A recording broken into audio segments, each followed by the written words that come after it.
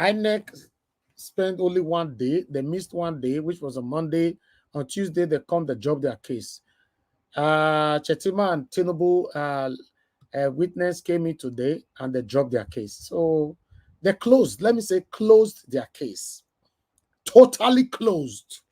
So now, the session where we did so, let me quickly take you guys through for you guys to know where we did so.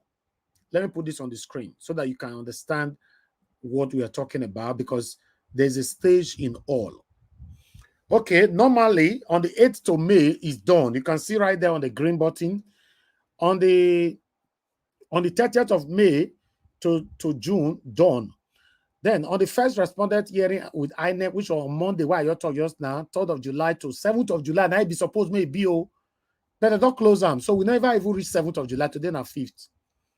Why Tinubu, Chetima, and the second and third respondent hearing supposed to start on the 8th. On the 8th, now it's supposed to start, but it can't start today. And it finished today. So now the time we're supposed to finish now on the 13th of July. So that means we are moving fast right now. You can see it don't finish now. So fourth respondent hearing APC supposed to start on the 14th, finish on the 17th, finish today. You see, all is finished. So just see how many days we that one take save us for there. Close of evidence supposed be on the 17th of July. But close of evidence is now today on the 5th of July. Save 12 days. 12 days file. If you look at like that, he file. You know, so that's what we see about people. So let's move on. So normally, respondent address supposed to start from on the 28th of July, which we start from tomorrow. They will send it out. Petitions address supposed to start on the 5th of August, which will possibly start by Friday or latest middle of next week. You know, respondent reply, adoption of address. All of them will be done between now till next week and everything. So judgment should also be at least next week. The way it be so. Everything don't finish. No courts again now. Tomorrow now we're not a go court again. There's nothing like anyway. All eyes on judiciary. All eyes on judiciary. I always say the carry on the waka well. You know. Yes, you are right, sir. Yes, I've corrected that. Yes, you know, close their case. Yes. So una see what they tell them, my people. You know, so at the end of the day, we are waiting for judgment at this particular moment. You know, information they reached me allegedly that Tinubu, you know, is already planning allegedly how they will take all this up again from Supreme Court. Obviously, they are going to Supreme Court. Because the way it be so, like I felt talk, there should be, say, there's no way Peter Obi will not be declared the winner on this one. Except the judiciary want to be biased, you know what that means? They want to be biased, you know, then they will not call for a rerun. If they call for a rerun, not be good they do for us. They just want to stay in the middle and pretend that we are doing our job. You know, it's like we did not judge against you, Obi. We did not judge against Tinubu, but let's go for a rerun, something like that, which is not possible. It shouldn't happen.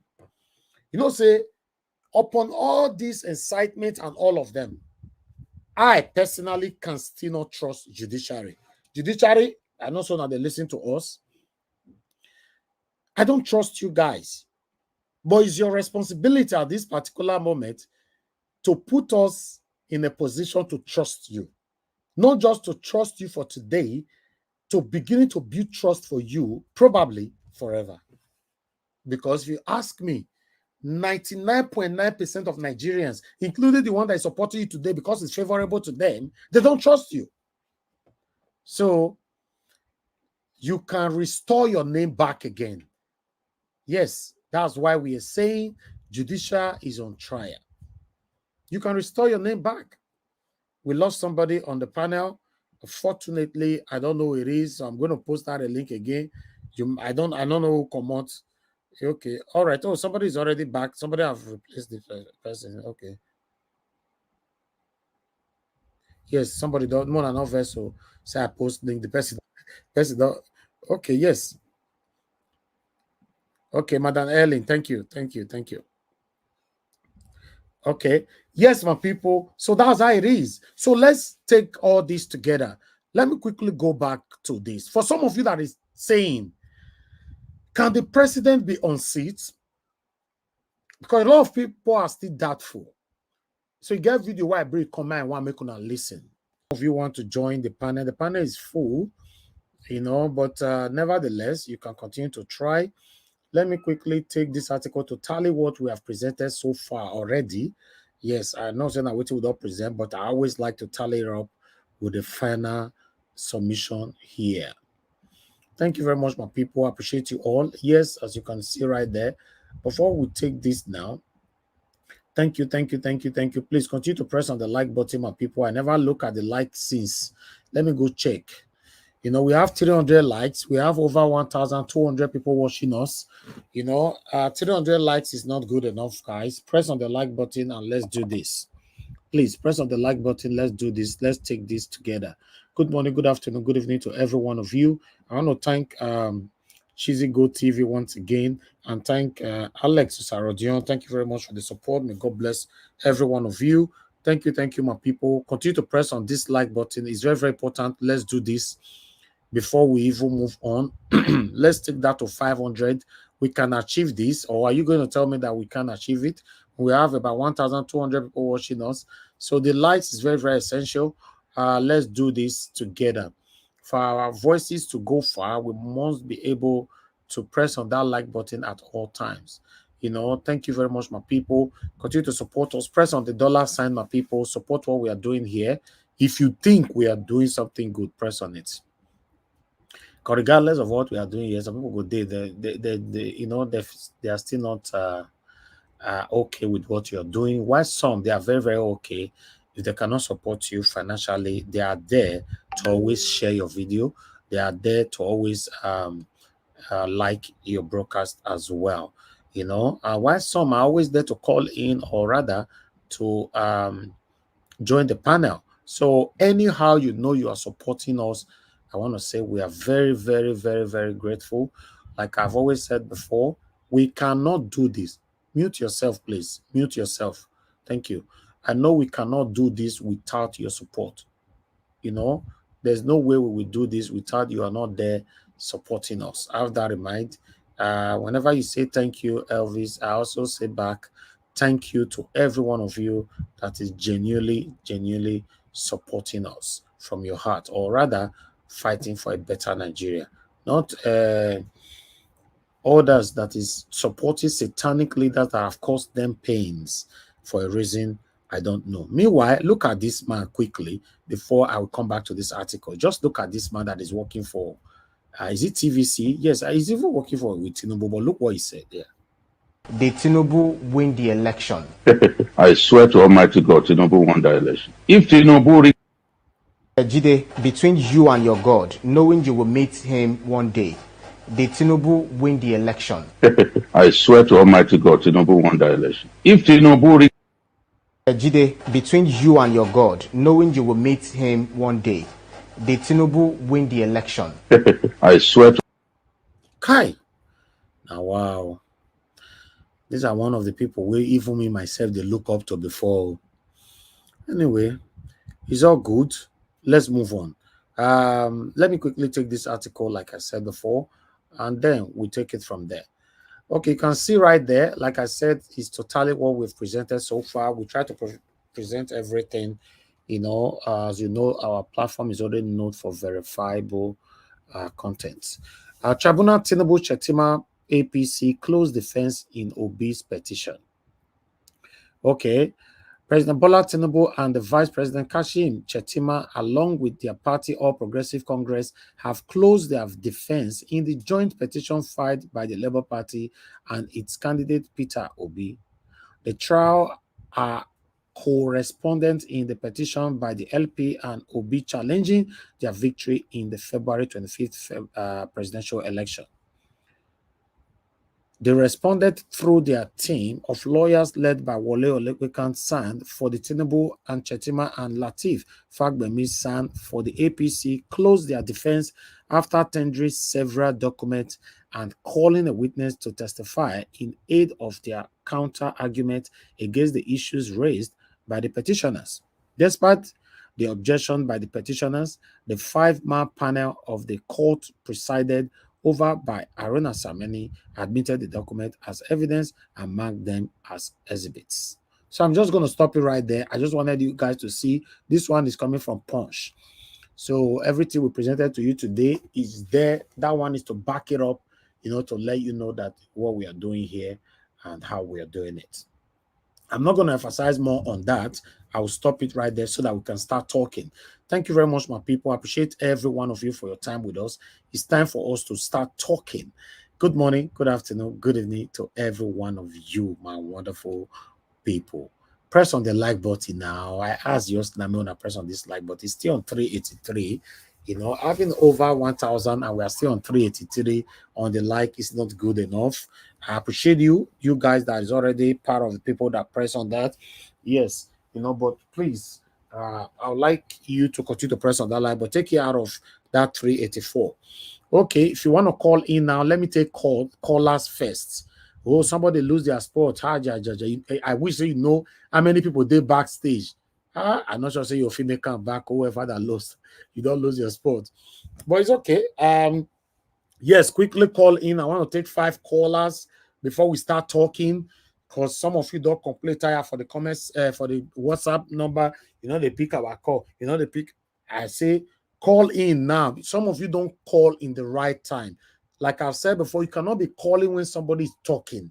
I can't pick your call that time. Understand with me. Some of you just complain. You think that I'm doing this deliberately. No.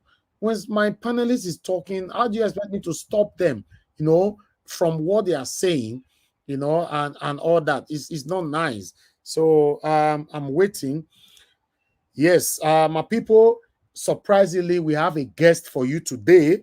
We have a guest for you that, yes, that is going to be taking us through. But let me take this call first. Our guest is on the backstage. But before that, let's see. Madam, Lady Deborah, thanks very much for calling in. God bless you. Good evening to you. Please talk to us. Hello, good evening. Thank you. Thank you very much, Madam Deborah. Thank you very much. Please talk to us. I'm glad I'm the first person to call in today. Yes, you are the first. Yes, you are the first person to even give a submission. I want to contribute to. Okay, go ahead. Pardon? Go ahead, madam. We can't hear you. Oh, your network. I'm sorry. We have our guest on behind stage, so I never accept her email. I never go see the person, but I'll accept her in shortly. But I'm sorry, madam. I need to pick another call sharply because I don't know what is happening with your. Let me see, Mr. Chris. Thank you very much, sir, for calling. Good evening to you. Talk to us, sir. You only have 2 minutes. Good evening, Mr. Nanjawo. Good evening, everybody in the panel. It's beautiful to be here again. Thank you for the good work that you do. Thank you, sir. The proceedings that you showed to us today is another reawakening that, yes, eventually we are going to get there. It's just a matter of time. So having said that, I just want to say again that the problem we have in this country, it is only we that can solve it. We should stop blaming every other person. We should stop blaming foreign countries. You can see the video you just played now, Magnus Baraka. He was telling us clearly the complexity of our religious leaders because they just refuse to say, they refuse to speak up when they are supposed to speak up. They are all biased, tribalistically, religiously, and anyhow you think about it. Can you imagine the other video you showed to us? Policemen trying the political power in party to rig elections. Policemen snatching ballot boxes. Which country can you see that happening? The country you are blaming is called the Western world. Can you see that happening in their own country? So not until we love ourselves, not until we love our countries and be ready to do what is right, we can keep blaming whoever we want to blame. We must learn to speak up. We must learn to uphold the truth. We must learn to live above tribal, ethnic, and religious divide. And the only leader that can do that, like I keep saying, is not that person that His Excellency Mr. Peter Obi. That is why we all must fight and strive to ensure that we retain this mandate just like they are doing now. And eventually victory will be sure for all of us. Thank you very much. I don't want to exceed the 2 minutes. Thank you, sir. God bless you. Thank you. Yes, I like people when they keep to their time like this. All right. Good evening to you, sir. Your name and where you're calling us from. You have 2 minutes. Hello. Oh God. No. We cannot wait. Madam Deborah, you are calling back again, and your network is not accepting us. I don't know what's happening. Madam Deborah, are you there? Yeah, my network. I'm really okay, sorry. just go ahead now. Go ahead. Go ahead, madam. Yeah, Thank you. I just want to quickly make a contribution. Thank you. First and foremost, I want to thank you for the good work. Oh, network don't affect this woman again. We could not let her talk now. I'm glad that everything is come to light. If you look at Mr. Yakubu, you can see that the man is under stress. He's lost a lot of weight compared to when he was at the time of the election, and now it's so obvious that the man is under duress. So it's up to him to do the right thing, or else. I can see that they are all under pressure, and the only thing that will save them is for them to do the right thing. The man has lost a lot of weight. Okay. Then coming to what Mr. Raka said quickly, I agree with him 100% that the Redeemed Christian Church was really complicit in this election. It's obvious. So, but it's up to the members to hold their pastors accountable. I feel that it's high time that we should be holding our leaders accountable when they go wrong, because nobody is perfect. That's the only way that change can come. That's why there's criticism. That's why people should be called out when they do something wrong. Nobody is above the law, and nobody is above mistake. The fact that they are men of God does not mean that they cannot make mistake. So it's up to the members, and if I'm attending that church, I will call him out. I will say the truth that he should have been on the side of the people. Because there are many of the members in the church too that are suffering and are victims of what is going on. So he should advocate for everyone. That's what he's called to do. So it's up to the members to hold their pastors accountable. Thank you. So Thank you, madam. This is not the time to be complete. Yeah. Thank you so much for giving me the opportunity. God bless you. Thank you. Okay, the last caller for at the moment. Yeah, good evening to you. Your name and where you calling us from? Yeah, hello, good evening, Mr. Edwards. Thank you, sir. Talk to us. Your name and where you calling from? Oh, okay. My name is Emmanuel Chos, calling you from Germany. Go ahead, sir. 2 minutes. Yeah. There is something that I quickly want to chip in, because so many people have been saying all the important thing. I want to ask, we have a guest tonight. Please, I want you to drive out a question for him pertaining somebody who was supposed to support as governorship aspirant under Labour Party in Edo State, so that we could start now to look into the person and see how far we support that person. That is my contribution. Thank you. Okay. Thank you, sir. Thank you.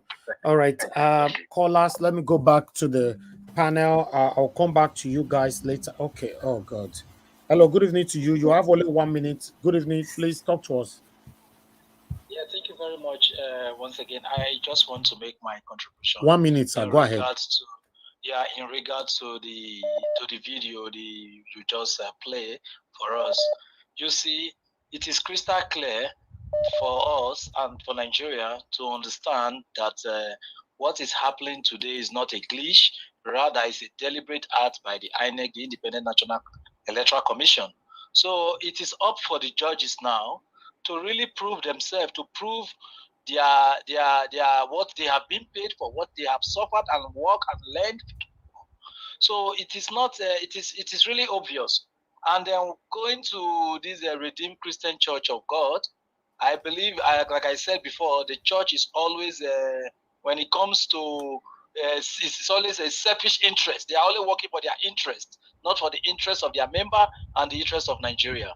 So you don't expect something new when the vice president is a redeemed, and now the Tinubu, who is not there today now, who stoned the mandate of the people, is also is also the same. Wife is a member of the redeemed. So you don't expect anything good from these people. But it is right, look at the like what the caller said. Please round up, sir. We should call them out. Thank you. Thank you very much. Thank you. All right, Mr. Onero, thanks for calling in. Please talk to us. You have only 1 minute, sir. Good evening to you. Okay. Yes, thank you all for.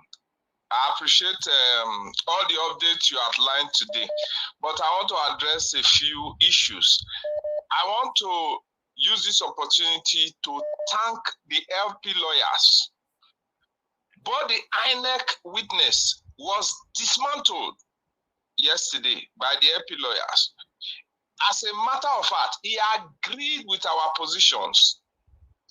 And the star witness brought by the drug lord, he confirmed that, of course, the money that was seized were for narcotic, that's drug dealings. That is on that angle. However, we cannot lose focus on our eyes on the judiciary. Even as much as we are confident in our case against the evil people, the APC, we must not lose focus and expect the judiciary to do what they are supposed to do. We will keep speaking. We will keep talking about them. We will keep dragging their foot to the public. You not fit conversation. You not fit on the phone. Now, Pan and I would they want you. Now, you know, Pan and I they now I want your contribution, not before mobile phone. No, because it's full now, so I couldn't get in. But I listening, you know. So that is on that angle. Then on the issue of the religious thing, as far as I'm concerned, I'm a very religious person and a man of faith. But I don't lay my faith on some so-called men of God and what they're after. For me, some of them are too manipulative.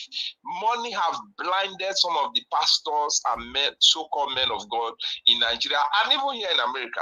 Their main purpose is on how to dip into the pockets of the congregation to feed into their lifestyle, which to me, all right then. Thank you, sir. Judge them. All right. I think I will leave that for now. Thank you, sir. God bless you, sir. Thank you. Okay. Callers, we are done with you for now. We'll come back again. Okay, ladies and gentlemen, we have Dr. Aruna with us this evening. Yes, Dr. Aruna, good evening to you, sir. It's good to have you on the panel. How are you doing today? Yeah, I'm doing great. I just said, let me quickly check what's going on with Niger Watch. And I said, it's been a while. Let me just sneak in and sneak out. But yes, you can't sneak in and sneak out, sir, because there will be lots of questions for you. Because we have yes. So. But yeah, I want to say thank you. All the times you were vulnerable, the time you almost gave in, threw in the towel. You know, you kept saying, but you're human, and now you're still standing. And I'm telling you, you're going to be the last man standing, and there will be the punch that we call the game-changing punch is about to happen. So your effort and everybody that is always come on the panel is never going to be in vain. Amen. Amen. Thank you very much, sir. It's good to have you here. Before you go, personally, I would like somebody ask a question on the phone just now before on the panel. I don't know if anybody's going to ask you a question, but in Edo State, as you know that the governorship election is coming, according to the person on the phone, Do you think LP have? I don't know, because that question, even me myself, I don't understand it. Do you think the LP have the right to choose a governorship candidate, or they just assess everybody when they comes? Please educate us on that. Okay, because I'm not directly, I'm just an obedient. I wasn't even an obedient. I'm just a Nigerian northerner who got sick and tired of our northern brothers using religion and tribalism to oppress the rest of Nigeria, but lying to us from the north that they are all doing it for our interest to protect the north and the religion.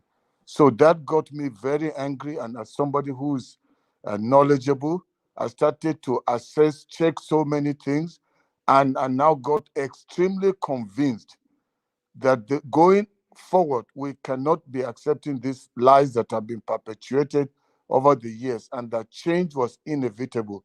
And checking all the candidates and looking at the past records of Obi, I felt northerner or no northerner, I don't care anymore. We want to see Nigeria work. If an Igbo person like Obi can make it happen, then I'm going to throw my weight and let my northern people know. So that's why I actually came into what appears now as if I'm Labour Party. I don't have a membership card of Labour Party. I'm just a person that also became obedient because I was concerned about seeing Nigeria change. So after having said that as a backdrop, I wouldn't really tell the politics as to who in what state will, is the best candidate, because even people that went to the Senate or the House of Rep is because of the obedient movement. Even if somebody was had this thing, cobwebs in his cupboard, the fact that during that hype and the excitement about OB, anybody can sneak in and go in and get elected and even make it to the Senate or to the House of Rep. So the same way, even somebody for governorship, the right person or the wrong person can go in, but because of the excitement, people want to see change. And the OB factor, anybody that takes a stand there, we may only later get to find out the true person. So I would say only people from Edo that know who is who should say. For me, I'm just waiting for the mandate to be restored to OB, because I know the states matter, but I'm telling you, everything begins and ends from the top, because that is just my take. I don't know who. Yeah. Yes, thank you very much, sir. Let me quickly ask you this personally. With the way things are going right now, as you know that the respondents only just started this week. Unfortunately, the funny part of it is that on Monday they could not do anything. Then within Tuesday and just today, all cases is closed. What's your take on that? Because Niger Watch, they actually don't have a case. It was even boldface that made them bring the ones that they did. That's why the other ones couldn't show up, because the people's conscience is pricking them. They have relatives, they have wives, they have got friends that are on them asking, so are you the one that's going to defend that lie? So even if they are bribed, it's too difficult to defend an obvious case. So that's why even when they finally brought a witness, they couldn't bring more, because what else are they going to say? The thing is open to everyone to see, especially now when the EU now finally brought this thing, because they have always depended on all those external observers to just, cave in and say, yes, there were a few hitches here and there, but, generally the election was fine. And what they always want the courts to do is that, yes, there were some challenges, but they are not enough to overturn the result. But in this case, it's too much for them. They want, even if it was just PDP alone, because of OB, PDP's case became stronger this time around, because Atiku has always had cases, but this is the first time they could even go this far. And it's because of the way the watertight case of Peter Obi and Labour Party. I'm telling you, when a thief is caught in the act and is holding the stolen meat and is eating, how does he present the witnesses to say, I bought the meat? Wow. Yeah, so to me, they actually don't have a case. Everything they did, I think what they are doing now, if you look at it, they are trying to play the same old game, like Tinubu not appearing for debate, Tinubu's getting people to speak on his behalf. So they may be already thinking that, you know what, we don't really need to present any case. We should play the game we're used to of bribing the justice system to use technicalities and throw the case out. So that may be what they are thinking in their mind. But they are thinking that in an era and with a case that is too obvious to the whole world. Because if they make the mistake, the court that's why our eyes must be on the judiciary, and people should be tweeting, people should be going online, broadcast, and say everything they can reveal concerning this case to make it extremely difficult for anybody to receive money and twist the case, because it's too obvious. And I'm so happy that the thing went this way, that we are in court, and you can see how relaxed our principal is. And thank God that my friend Dr. Detti is now also showing up, because he was almost discouraged. I spoke with him before, and he responded to some of my broadcasts, because I always sounded to people over optimistic. But I believe to win any game, even if you're down on points, what you need to carry you through to winning is being optimistic instead of being pessimistic. So I still see a lot of possibility. And let me tell you one thing: the mistake they should not make is to think Nigerians are quiet and they're just waiting for them to just come up and decide anything. They would know that Nigerians voted for Obi, and they are just waiting. Since our principal has said he's going to court, they are following Obi quietly.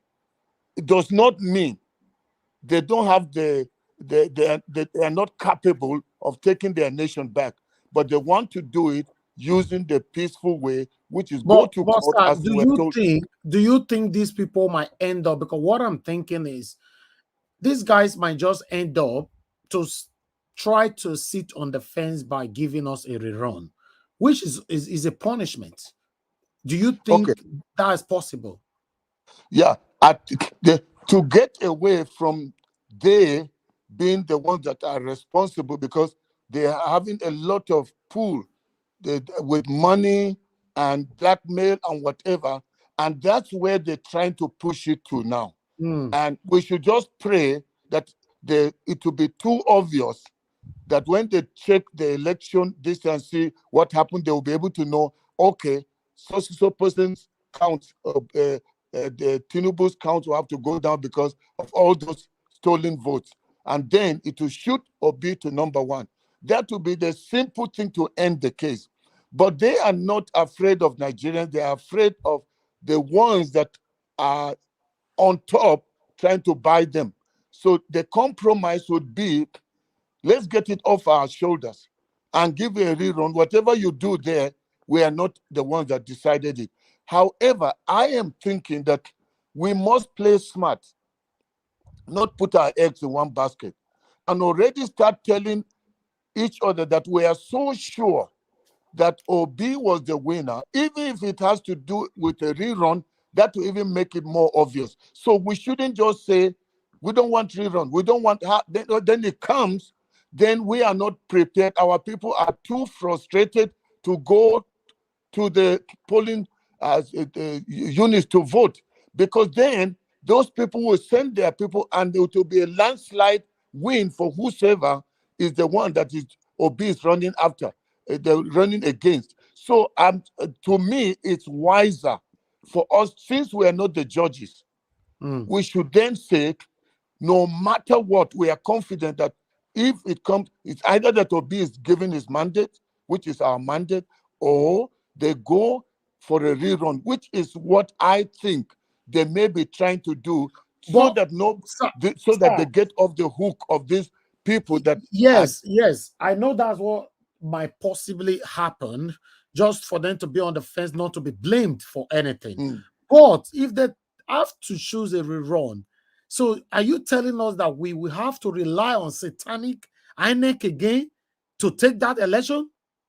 But now, Niger Watch, they played that game during the presidential and the governorship because they were fully in control of the steering on every side. They had the driver, the assistant driver, the conductor, everybody. So now, with the rerun, the chances of this thing, they're doing everything they did before, including shutting off the upload. All those things will be completely dealt with now, where Nigerians that are already suffering in the hands of Tinubu, Nigerians, even those that did not vote, will want to go out and vote. My only concern, Niger, are the obedience, not getting discouraged. If because Nigerians, the rest of Nigerians are going to vote, let's say if Tinubu is put on the ballot box, then I'm telling you, Nigerians are going out to vote against Tinubu most. And it will be too obvious for any demonic INEC to do anything. It will be overwhelming that they cannot do anything, because this time it's not 3. They manipulated it because of the third person there. So you put the votes of, what is his name? Atiku and Tinubu. So even though Tinubu's on is fake, but put together Atiku and Obi, that means those number of votes were the Nigerians that didn't want Tinubu. So that means there are more Nigerians, even with a false declared vote, there are more Nigerians that wanted change with Obi, and the same Nigerians that have not always wanted Atiku. So now let's say Atiku is taken off, and it's Peter Obi and Obi, Tinubu. Let's say they smuggle him in just to appease them, the APC and him. That would then mean all the votes of Atiku and the votes of Peter Obi, including the votes they stole of Peter Obi and gave to Tinubu, all those votes are overwhelmingly coming to Peter Obi, that it will be too difficult for anybody. Put Satan there. Even Satan cannot rig it. But what about, sir, it looks like you are, I don't know, you are seeing it in a different way. This man is already a president as we speak right now. No. What about the violence? The violence that will happen in rerun? Let me tell you, violence in a rerun is not, they can't put violence in every polling unit. They put it in where they think they can have an overwhelming distance. So you take away, let's say Atiku is out, then it's only him and Obi. Then Obi, the whole of the South, there won't be the kind of overwhelming distance, which are the ones we saw in Lagos. But now he can use Lagos. But even Lagosians are tired, and even the touts they have used, political thugs, some people are now scared. It's not so easy. That time it was an open window to do it, but now everybody is alert, waiting to see who is that thug that will come. So even though he's incumbent, but he's also going to be watchful that you are president now. Everybody is watching you, whatever you do. So there are more eyes looking now than that time. That time we were all excited. Obi, everybody shouting Obi. And we went there not knowing that these people are expert at that game. So we were now new. So, but going now for another rerun, many people are now knowledgeable. We know what to do. The only thing is to pray against is voter apathy from the obedience. I can tell you, to be honest, I don't want a rerun because if they go for a rerun, this will be extremely difficult for us. I'm telling you, they shouldn't even consider a rerun. If we go for a rerun, this man is sitting there as a president, and you want to go for a rerun to take him out? I don't know. Has happened before in other places. Do you know that in this place, even let me give an example of Kenya. Kenya, even though it wasn't a rerun, there was a case. But do you know that the Uhuru, what's the name? The former president, is the one that the whole government backed. The sitting president was backing, was not Ruto. It was the other person. What's his name? I'm trying to get the name now. Raila Odinga. So that the whole government was behind him. But this Ruto came out as the one. So you see, since the God factor you're bringing, which is trust and confidence, but if we now make the incumbent the power that he has more than the power of God, then we may as well stop the broadcast. Mahmoud will ring it, sir, if they go for a rerun, except they removed him. If he's going to be the same person, then he's going to come up to tell us, I assure you. To be honest, do you know what? I know that the heart of man is desperately wicked. People that have been sold out to Satan and Lucifer can do anything. But in spite of that, I can be called or referred to as an optimist. I believe there's always a first time. And I can tell you, even the fact that this case is going on, looking at the body language of our principal, he has experienced that. We may say it was just in a state, but it never could happen in a state until one person became the person that started it. Nigeria too will have a situation where it has never happened that a sitting president was removed. But I am telling you, I am still confident. As a northerner, I know what, the system, how people put it, and they insist. Why this Tinubu's thing worked out is because of the northern factor that had to do with Shetima being in, because it was an arrangement that was made. Tinubu would not have made it with all his money. But because they made the arrangement with the Muslim ticket and Shetima was in there, they already predetermined this thing. And a northerner who was now the commissioner had to make it happen. But now the issue is going to change. So I may still sound just being optimistic, but let's even take optimism out and just look at the case. Because why should we follow the case and our eyes should be on the judiciary if we're just going one way and we are not opening ourselves to a possibility of a rerun? Then when it comes, we are not prepared because our mind was just on one thing.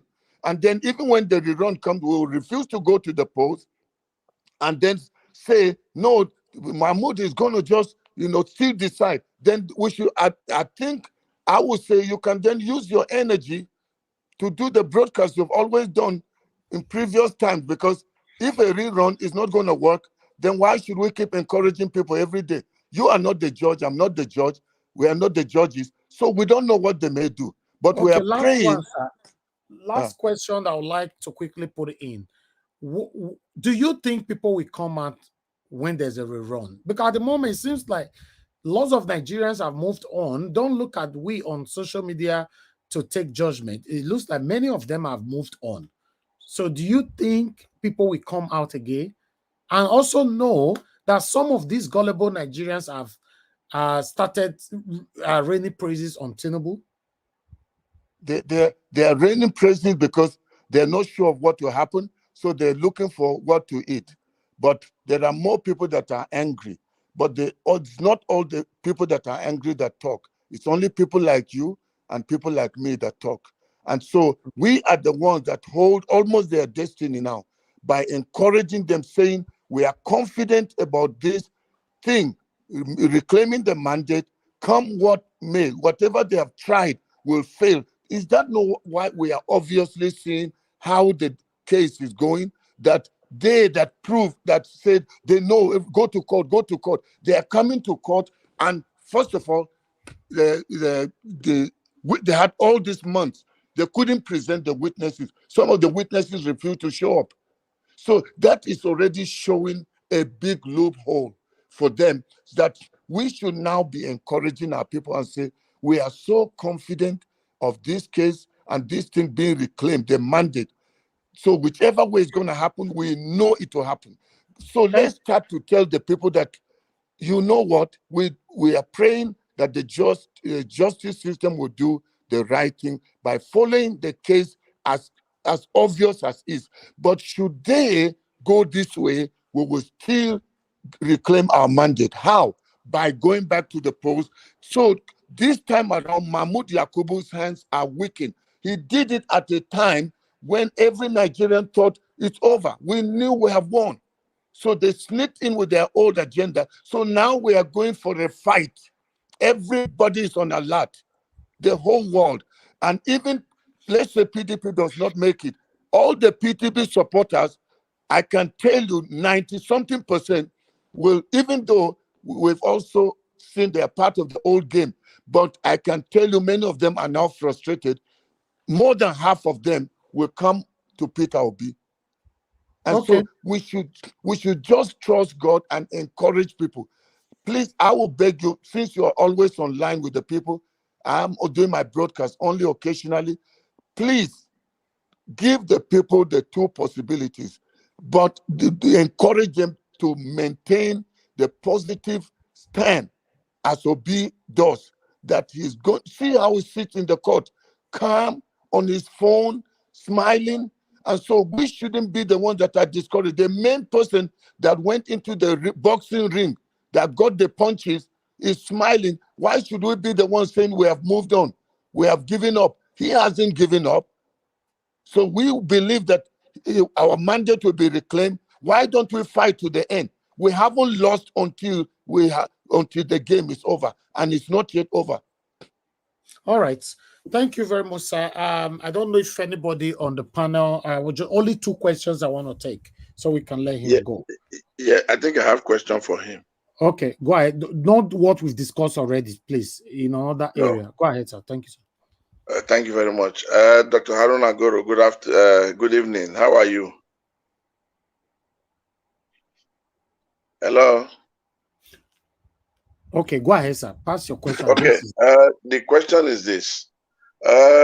With the 36% confirmed by INEC director that the result was declared when the coalition was just 36%, then how eventually is such action valid when 36% of out of 100% was what they used to declare the presidency for Tinubu? Hello? Hello, sir. We can hear you. Okay. So I think we are only hearing that percentage thing now because the hand has been caught inside the cookie jar. We wouldn't have even known. Nigerians would have just accepted and gone on, and Tinubu would just continue to govern. We are only hearing it now because the case is in court and they are bringing all the evidences. So suddenly we are hearing things that were like hidden. So they know themselves. If they have to collate and bring the true result, it's a simple walk in the park case. There is, even the judges can do nothing about. If it was just a case of 25% that will be advanced, and maybe Shetima double nomination, or then the drug something in Illinois, it's easy for them to use technicalities to knock them out. But now you can see the judges. Now I want you to read the body language of the presiding judge. The way, I mean, and I don't want to go into other details because we're online with so many people listening to, but I can tell you, I only mentioned the part of Rerun just in case, because like Niger, what you were doing to everybody, I used to listen. You're telling people that yes, we should be optimistic, but we should be alert and not just, think that, the way it is, that's how it's going to be, because anything can happen. Preparing people's mind not to accept defeat, but to be prepared in case something happens different to what they all believe, that they don't throw their confidence. That's why people are still online today, because that confidence is kept. So I would say that if they say it's 30-something%, and now they have to bring out the complete, then there will be no case. It's over. Obi is the outright winner. All right. Okay, let me take only one more question. Can I ask? Okay, Can I yes. go ahead? Black Panther, go ahead with the question. Thank you, Dr. Aruna. God bless you for what you are doing and keeping the pace moving. I want to ask this question. It might be a little bit digression, a little bit. I want to ask, what is this, the atmosphere in the entire northern region concerning the awareness of the case in court, and how is the selected president, how is this removing the fuel whatever is affecting the people in the north? How are they taking it? Well, I think this issue is no longer just a north or a south thing. It's a Nigerian thing. People are all suffering. Wherever you turn, people are saying, yeah, why did they bring this man? We didn't vote for him. And some are saying, they're saying that God knows we didn't vote for him. They just put him there. So that, see what we're already suffering. We said it, that even Buhari made us suffer. Then Buhari has put somebody now that we will suffer more than we suffered during his time. So a lot of people are frustrated. They are angry, but they just feel like there's nothing they can do. Something was forced on them, and that another 4 years or 8 years suffering is on the way for them. Then for northerners, especially the Muslim northerners, at the end, they call it, this is Allah's work, and they can do nothing about it. Okay. Thank you, Dr. Aruna. That is all I can take for now. I don't want to keep you that long. Thank you very much, sir, for coming in, and thank you for your continuous support. Ladies and gentlemen, Dr. Aruna is one of the front liner of Mr. Peter Obi's movement. So, yes, you have done a lot for Mr. Peter Obi. His YouTube name is Dr. Aruna and Aruna Guru. So, please, let's follow him so that we can get more updates from him all the time. Thank you very much, sir, for your continuous encouragement and support, and thanks for coming around. And thank you very much, Naija Watch. If I was with you physically, I would raise your hand up, that you seem to be the last man standing. Many people that were doing broadcasts, saying things, supporting, they've all just gone, but they say, we need to eat, we need to feed our family. So let's forget this thing. But you are still pushing and pushing. Let me tell you, my brother, it's not in vain. Amen. What you are doing is not in vain. There's always history that has to be made at some point, and certain people will have to be among the history makers. And I want to tell you, my brother, you are going to be remembered. Aso Rock may not remember you, but Nigerians, that innocent, suffering Nigerians, will remember and thank God for people that don't have a reason to do what they are doing, because where you are, you don't suffer this electricity thing, this fuel thing. The systems are working, but you've decided to inconvenience yourself for the sake of the suffering masses, and it can never be in vain. And those of you that are always coming to air your views, giving up your time for business and other things to do this, I want to assure you, keep the trumpet sounding loud. Keep preaching this message. Somebody is hearing you. It may sound like they're not hearing you, and that they've gone back to their normal businesses. Yes, they have to go back to their normal businesses so they can survive in this suffering. But you keep the trumpet sounding. At the end, that trumpet will make a clear sound that Nigerians will know our season and time of change has come and now is, and it can never be reversed. God bless you, and keep up the good work. Proud of you. Thank you, sir. Thank you so much. Thank you for your kind words and prayers. I say a big amen to that. Thank you. Thank you for coming around. Thank you, sir. Okay. Thank you. Bye. All right, sir. Yeah. Have a good evening. All right. Thank you very much. That was Dr. Aruna Guru with us right there. That was a wonderful discussion. I understand some of us don't want to hear a rerun. Yes, even me, I don't want to hear it. But sometimes, yes, you have to discuss it, my people. That's why we're in courts, as a second option in case. Are you going to tell me if these people satanically made a decision and it did not favor Obi and you want a second option to be Tinubu one? No. So our first option is Peter Obi must be declared because it's obvious he won the election. But for any reason, like I said before, because these judges, what they are trying to do here, except they just want to be fair, extremely fair. They don't care about the criticism that is going to come from these satanic people that is up there. Yes, they will say Peter Obi won this landslide. But with the body language that I'm seeing, these people might end up to be on the fence. Okay, may Tinubu not blame us. May Obedient not, may Peter Obi not blame us. May Obedient not blame us. So, you know what we go y'all do? We'll give them rerun so nobody feel blame us for anything. It's possible. It's just like I've said so many times on this platform. We have so many other platforms that are sitting on the fence. You go to their platform, they will never let you know they are for Peter Obi. What? Are we allowed to interject you? No. Let me finish first, sir. Thank you.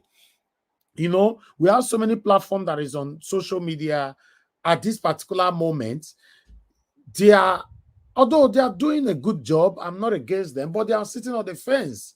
So they will never let you know I'm for Obi. They'll just let you know. They'll not also let you know I'm for Tinubu or Atiku. They'll let you come in and say whatever you like and go. Okay, that is the situation. So at the end of the day, these people, judges can do the same thing and sit on the fence. And when they sit on the fence like that, then it becomes a problem. So one thing that we must understand is, with the situation that we are right now, we are not allowed to sit on the fence. And I like the fact that Mr. Aruna Guru mentioned it, that a lot of platforms that started this whole journey with us, a lot of them don't enter house. They say, according to him, say some of them are saying nobody's paying me, nobody's doing this, and they enter house. Listen, guys, like I've always said, if you give up, so what will you not do? Do you have a second option? And I will answer it for you. I will not wait for you to answer that. The answer is no. No second option. That means we will continue the way we are. In fact, it will get worse. Have that in mind. It will get worse. It will never get better. It will get worse. So always have that in mind. Thank you very much, my people. I think we should start talking right now. Thank you so much. I see a couple of people were trying to call in. In case you want to call in right now, I want to pick only 2 calls. Quickly call in, then I'll pick your call. Thank you. Give us a mandate. You wanted to say something before? Oh, okay. Let's give us a mandate. I've left. Okay. All right. We have Omoye's corner on the phone. Thank you, my sister, for calling in. Please talk to us. Good evening to you. Good evening, Mr. Elvis, and good evening, everyone on the panel and everyone in the comment section. I just wanted to quickly respond to what Dr. Haruna Guru just said. Greetings to him, shout out to him for his work, his good work as well. But I want to push back on the rerun. The reason why I want to push back on that rerun is we have to understand that Agbado has planted his people. I get preparing for worst case scenarios. These are some of the options that we in reality have to consider. I understand that. But as we're considering those options, we should also, as a group, as a community, be considering putting together resources if people are going to go out there to vote again. Because I can tell you for free, there are people that are still going through the trauma that they went through after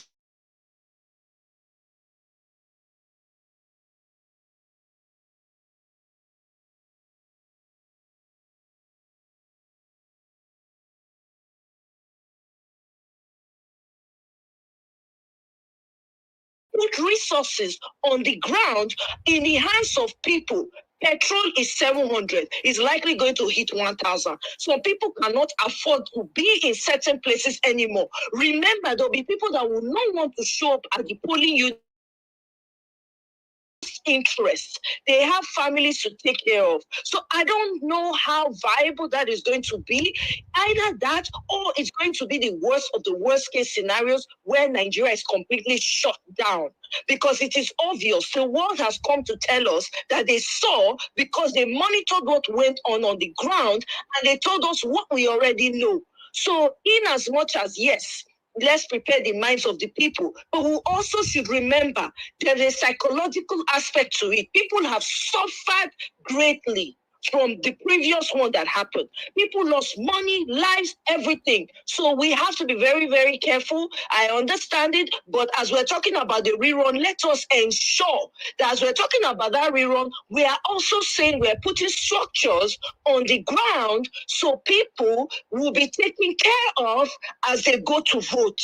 That's all I'm going to say. But who is going to take care of them? We have to put money together. We have to donate money and find a place on ground where they can go and collect money. If person, let's say they give person collecting voting card. Remember what happened last election? People go collect their voting card. They say now one polling unit, then they go vote. They go reach the polling unit. They go say no, your name not there. They go send them all over. That's money. That's gas money. To be honest, to be honest, my sister, Rerun is a no, and no forever. To be honest. Because it's going to be frustration, man. So we are going to have a rerun under satanic Mahmoud Yakubu, under satanic Festus Okoye. Thank you. That's why the rerun is a no. But me, I came in because I understand where Dr. Aruna is going, talking, why he's saying let's prepare for all sin. I get it. But we are not thinking enough of the trauma. And remember, this man don't already enter. He don't position people for strategic positions. He get people for military. Not be when they discuss which day for years, say he want to retire like how many army chiefs or whatever they are called. Look at the police commissioner. All in people. You think it's going to be that? No, I say a heavy no to a rerun. The only reason why I say, okay, let's even consider, let me run with the idea of a rerun. Are we prepared for the finances? Are we going to be prepared to stomach or to shoulder some of the responsibilities of the people on the ground? How much be petrol now? Somebody just explained, you played a video of somebody saying that they have a Mercedes truck or whatever, and it guzzles up fuel. So imagine somebody with a small car that's already managing, salary now 20,000 naira a month. How much one feel it tack? Now you just say now how I want to go do the election, how I want to go polling unit, go vote, I go consign them. Imagine the trader in the market that's selling tomatoes and okay, you not get the okay, when you get, you never even get profit of them. Then you want to tell and say make you go vote. Like me, they declare this man, I win. Everybody, even the whole world can testify that it's Peter the Rock Obi that won this election. Me, they give space for the man. Simple. Now the same Macron go come to that again. They say, I assure you. First of all, they pour spit for everybody, body with the fast talk. No full stop, no command. I want to listen.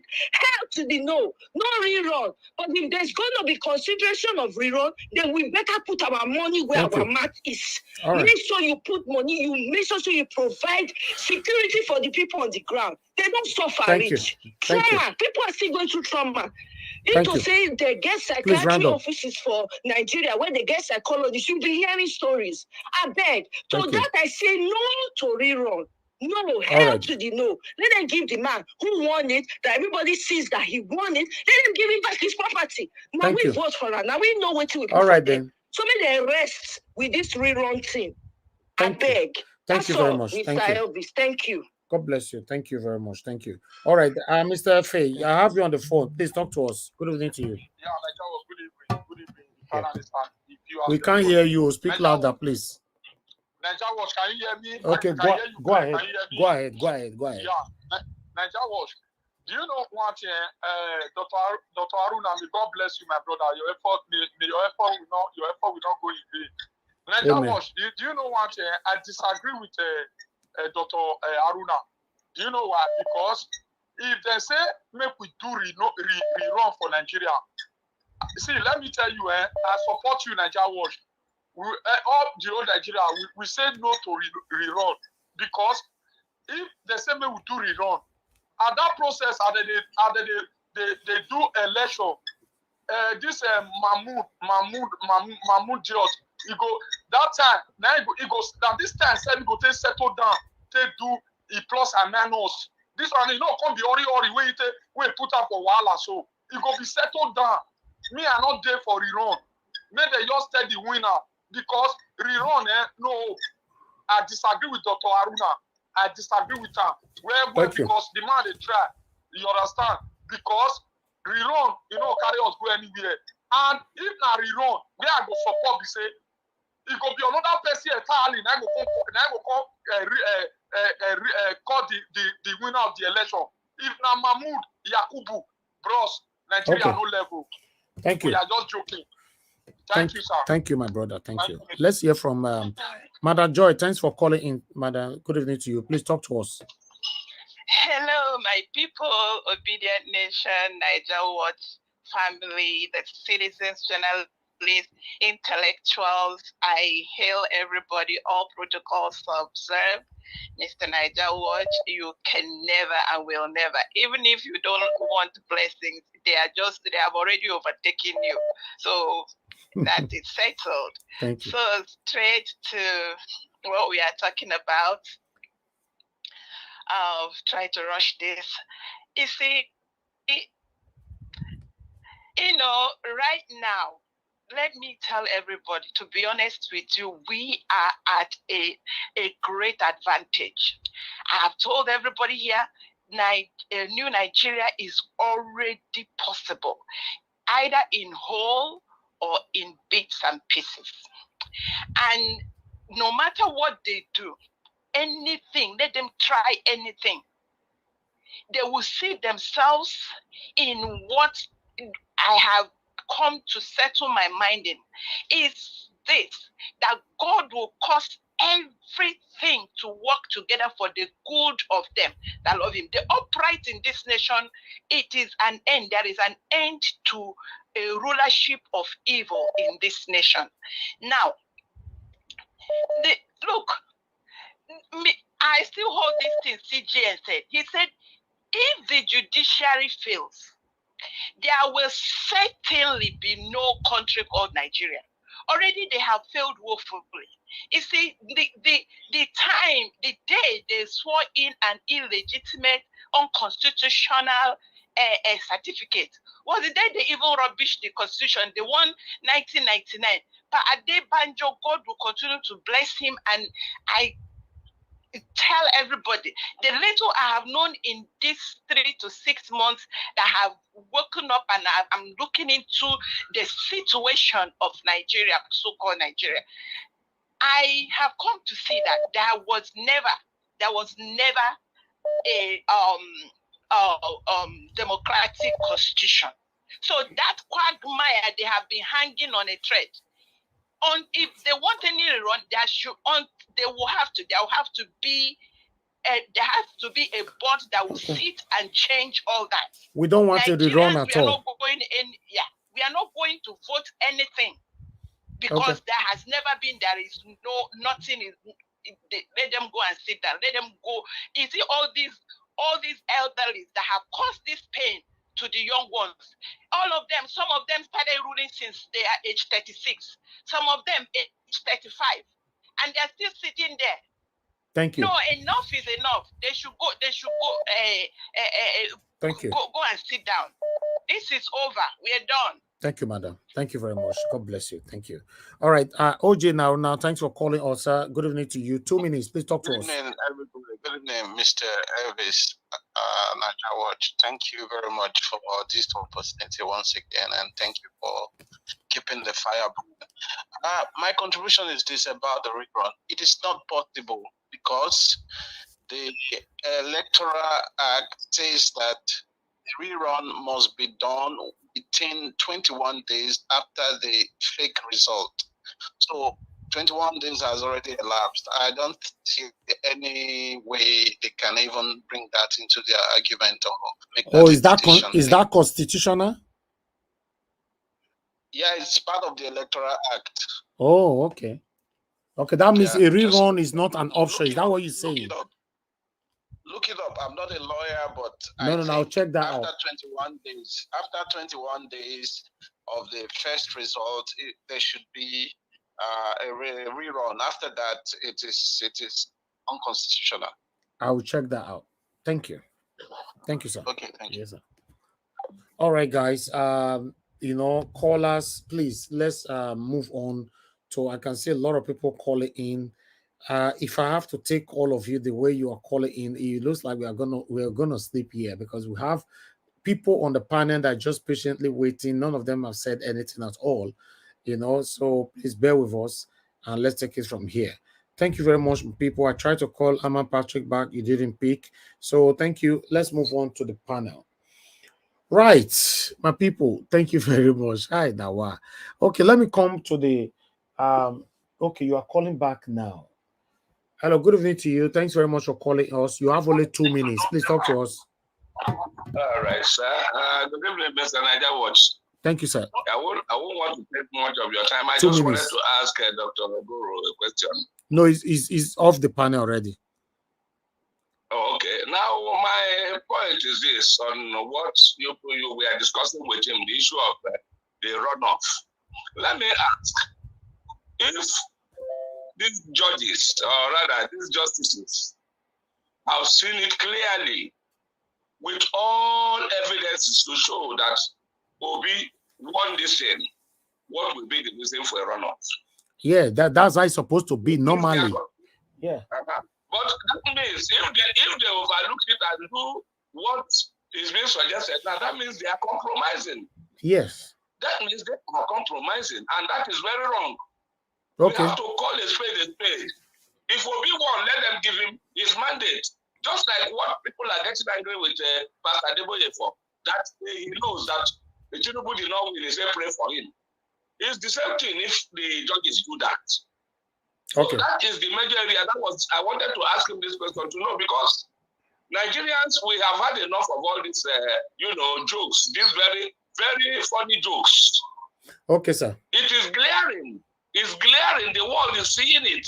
That Obi has won this thing. All we are just waiting for is let them come and do their talking in the next few days. Thank you, sir. Thank you. Thank you. Thank God, thank you, sir. They have reduced the length of time. Well, God bless you, Thank you, sir. Yes, so sir. we are watching. We are watching. I had other questions. Later. You can call later. He's not here now, sir. He's not here. Thank you, sir. All right. Yes, sir. All right, callers, that's it. Let at least 5 panelists to speak to us before I'll come back to the phone again. Okay, let me go ahead with the first person on the panel, which is Mr. Collins. Mr. Collins, thanks for your patience. You have just 8 minutes. Everybody must stick to their minutes. You have 8 minutes, sir. Please talk to us. Yeah, good morning, Miss. Good morning, Miss Service. Yeah, I'm here. Good morning, Miss Service. Can you hear me now? Yeah, we can hear you. Go ahead, sir. 8 minutes. Okay, yeah. I think I will not say too much. I will focus on this, the last, the speaker, the man you invited to the panel. I don't see any, when people talking about Rerun, I don't think there will be a Rerun, because like the other man you played the video, the guy said that a lot of evidence in the court that even the judges cannot run away from it. Most of us are not even praying for this Rerun, because average Nigerians are tired about this election. Calling them back. Most people travel to the east, travel to the north, travel to the south for this election. Then for you to call them with the situation things is in Nigeria, for them to come back and do voting again, I don't think Nigerians are ready for it. So the most important thing we are asking for, as things are going now, those are the things that we should challenge our energy. We shouldn't be even trying to initiate this idea, because sometimes all these demonic people, they always tap in all these ideas. When people start bringing all these ideas, I don't like it, because before you know, they will start, even when they are not thinking about it, they will start, maybe let's see, okay, this will work. Since Obedient has started talking about things, they begin to put in their mind. I don't want people to start buying it. We don't want it.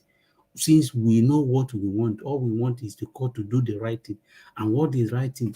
To declare the winner. The evidence is there. Everything have been proven to them. They have every evidence. If the evidence proves that P2B did not win the election, announce the result, announce the winner. If it's Tinubu won the election, announce it. If the evidence proves that P2B won the election, announce that P2B win it. If the evidence proves that Atiku won it, announce that. But to bring this idea of rerunning the election, my brother, nobody's buying that idea. I don't want anybody to subscribe on it. Even we shouldn't even initiate it. We shouldn't even give it a thought. I don't want anybody to give it a thought because there is no need of giving it a thought. So for me, since the evidence is there, like the first video you played, that is what I'm holding on. That man said everything that people that is still not believing that P2B is going to win this court case, they should rethink and think about it, because at the end of the day, there is nothing, there is everything that justifies that P2B is going to win the election. Every evidence is pointing at the right direction. So people should not have this doubt of that. Before, we believe that something like this can happen in Nigeria. This is the first time that court happened. I remember when the Yusuf, right, said that before courts have, people do come to court, but court having witnessed when Nigeria come to court to, to table their case. This is Nigeria versus court. So it's not like normal APC and PDP thing. This is the first time that court have seen evidence before. Nobody provides such evidence before. So I think we shouldn't bring this idea of Rerun or come do election again. Nobody have that time. So that is what I want to say. Thank you. Thank you very much, Mr. Collins. God bless you. Thanks for your submission. That was very, very quick, and I like that. Okay, let me move on now to Oga Felix. Oga Felix, please talk to us, sir.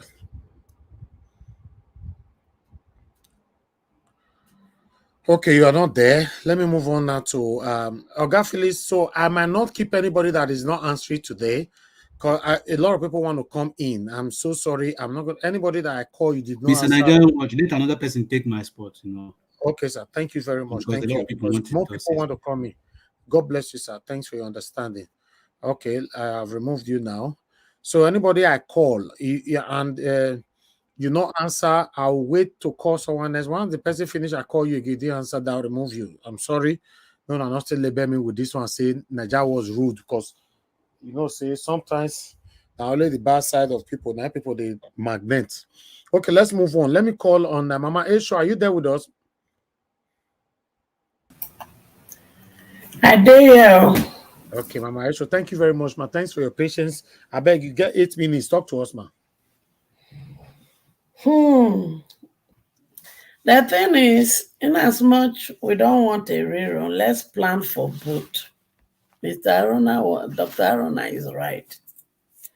So that we don't lean to one side. And when in ACON, we are trying to psychologically prepare our mind.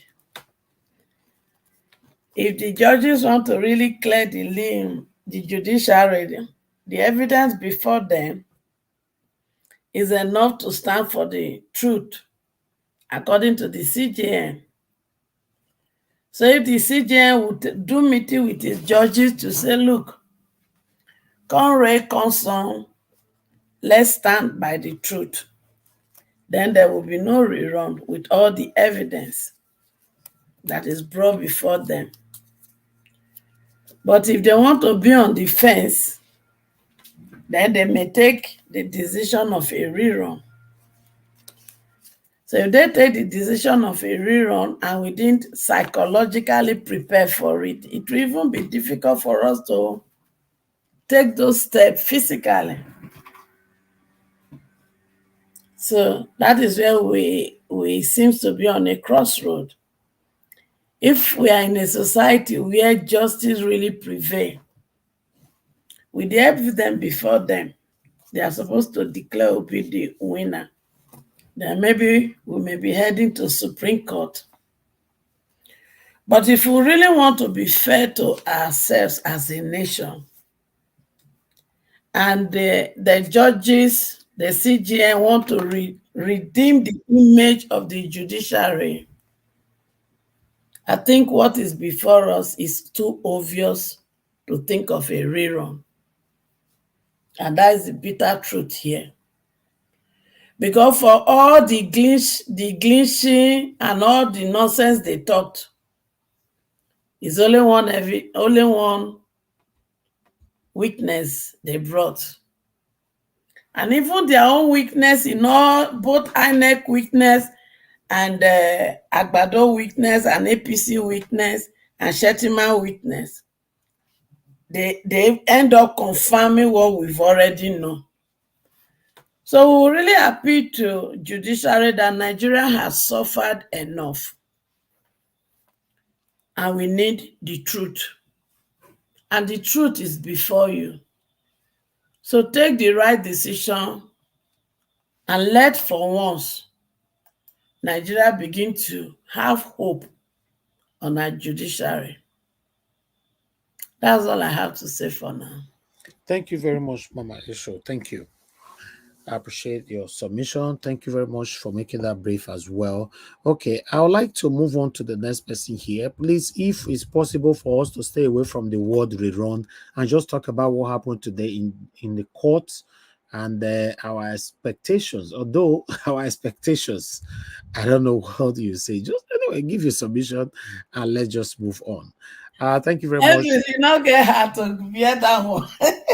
No, that thing, anything to do with rerun is going to be punishment for us, and that means the judiciary have chosen to punish us, and they will never ever be trusted again forever if they give us rerun or Peter Obi did not win. Two of them, they will never be trusted forever. Which is the truth here, Thank you. Let me call on Mr. Edwin. Thank you very much, sir. I would like you to talk to us. Good evening to you. Thank you very much, Nigeria Watch. Fellow panelists, I greet all of you. And comment section, I greet all of you. Wonderfully, I thank Marcus Oraka for his details explanation that was going on there. And you see how beautiful it is. After we go through the whole thing, do you realize now that we're made to understand, or like we know it already? They've now closed all their submission. APC, Tifnubu, Shettima, and INEC. You see one funny thing. Why people must not think of this forbidden word that has just been used now, though it is reality to what Aruna Goro came to tell us, or was trying to tell us. But the reality is this. This case, what INEC was holding was that there were glitches, which was their capital word that led Nigeria into this situation.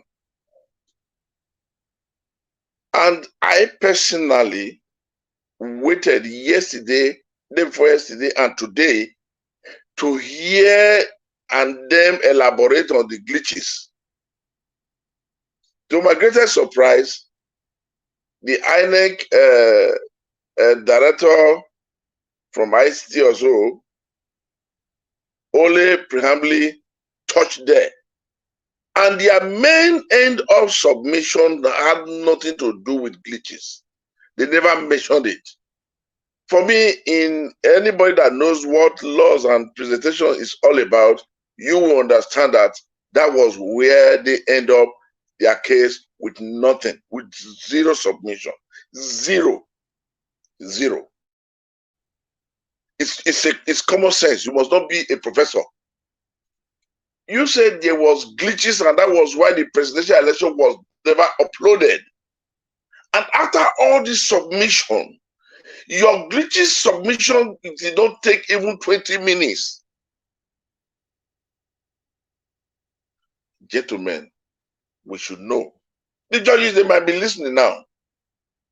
These are common facts. My presentation might be different for other people's home because we all reason differently. But the bone of contention, what led Nigeria into this situation was there was glitches. And INEC, APC,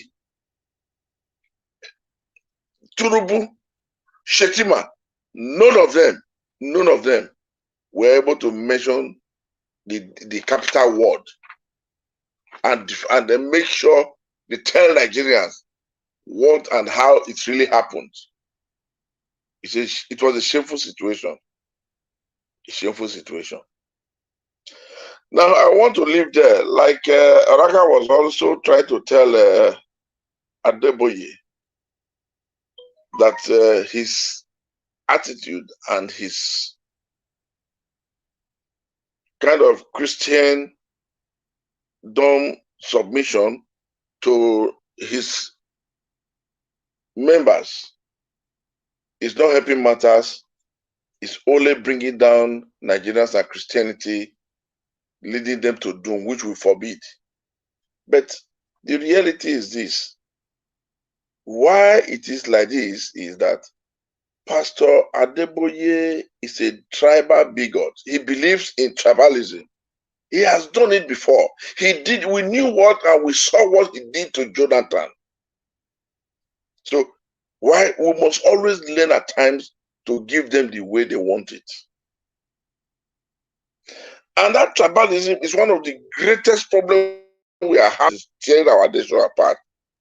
Religion is another thing. Tinubu and Shettima, the corruption management enterprise is another thing. Corruption, tribal, and then religion. What is killing that country, Nigeria? At times we need to measure it. We need to say it. And again, it will, for me, be funny for any judge to say they are going to seek cancellation in the election, whereby INEC director said during the coalition, it was between 33 and 36% when Mahmoud declared Tinubu as a winner. When 60 something, let's say 65% was still not out. Gentlemen, the judges, if you are hearing, this is common. I mean, this is common sense. If after the remaining 65% came up, and in the tribunal now, it is seen that Obi had the highest number of votes, he should be declared winner. These are true justice, direct justice. No justice of fame and not justice of shame, justice of reality. Immediately, you now see what happened. Declare a presidential election with less than 35% results? Come on. Gentlemen, if nobody wants to say it, no matter how this tribunal ends up, you have to recommend the chairman of INEC for prosecution to face the justice. Because why?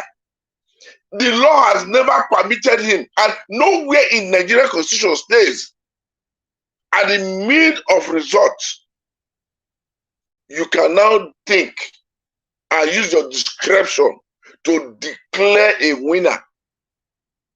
This is exactly what happened.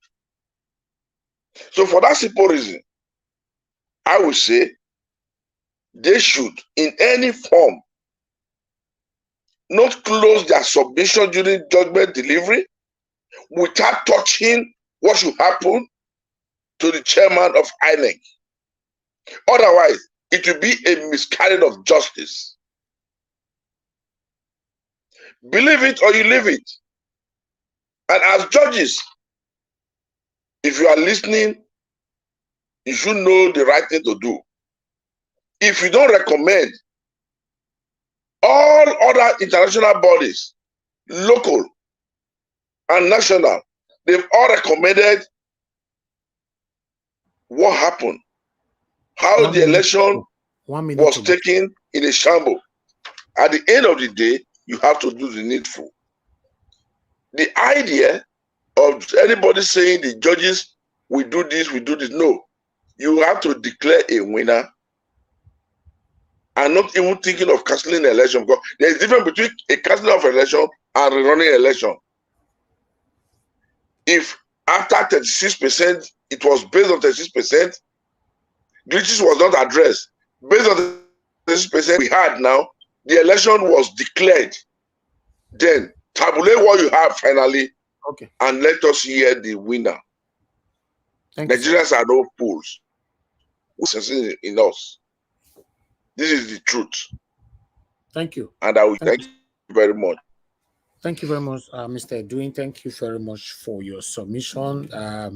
Fortunately, everybody must keep to their minutes today. Let me go on the phone again. I'm sorry that I didn't keep to my promise that I'm going to take 5 panelists. Madam Amaomi, thanks for calling in. Good evening to you, ma'am. You have 2 minutes. Please talk to us. Okay, good evening, Mr. Niger. I greet all my panelists. I greet everybody on the comment section. Mommy Diaspora, my sister, 2 of them, Rita and one other lady. They are always consistent. Yeah, but Mr. Niger Watch, it is either they give us back that mandate and we take over the government, or referendum. If they refuse to put that mandate down, we are going in for a referendum in Nigeria. That's the end of Nigeria. It is that mandate now or never. Mm-hmm. Please, no rerun. Okay.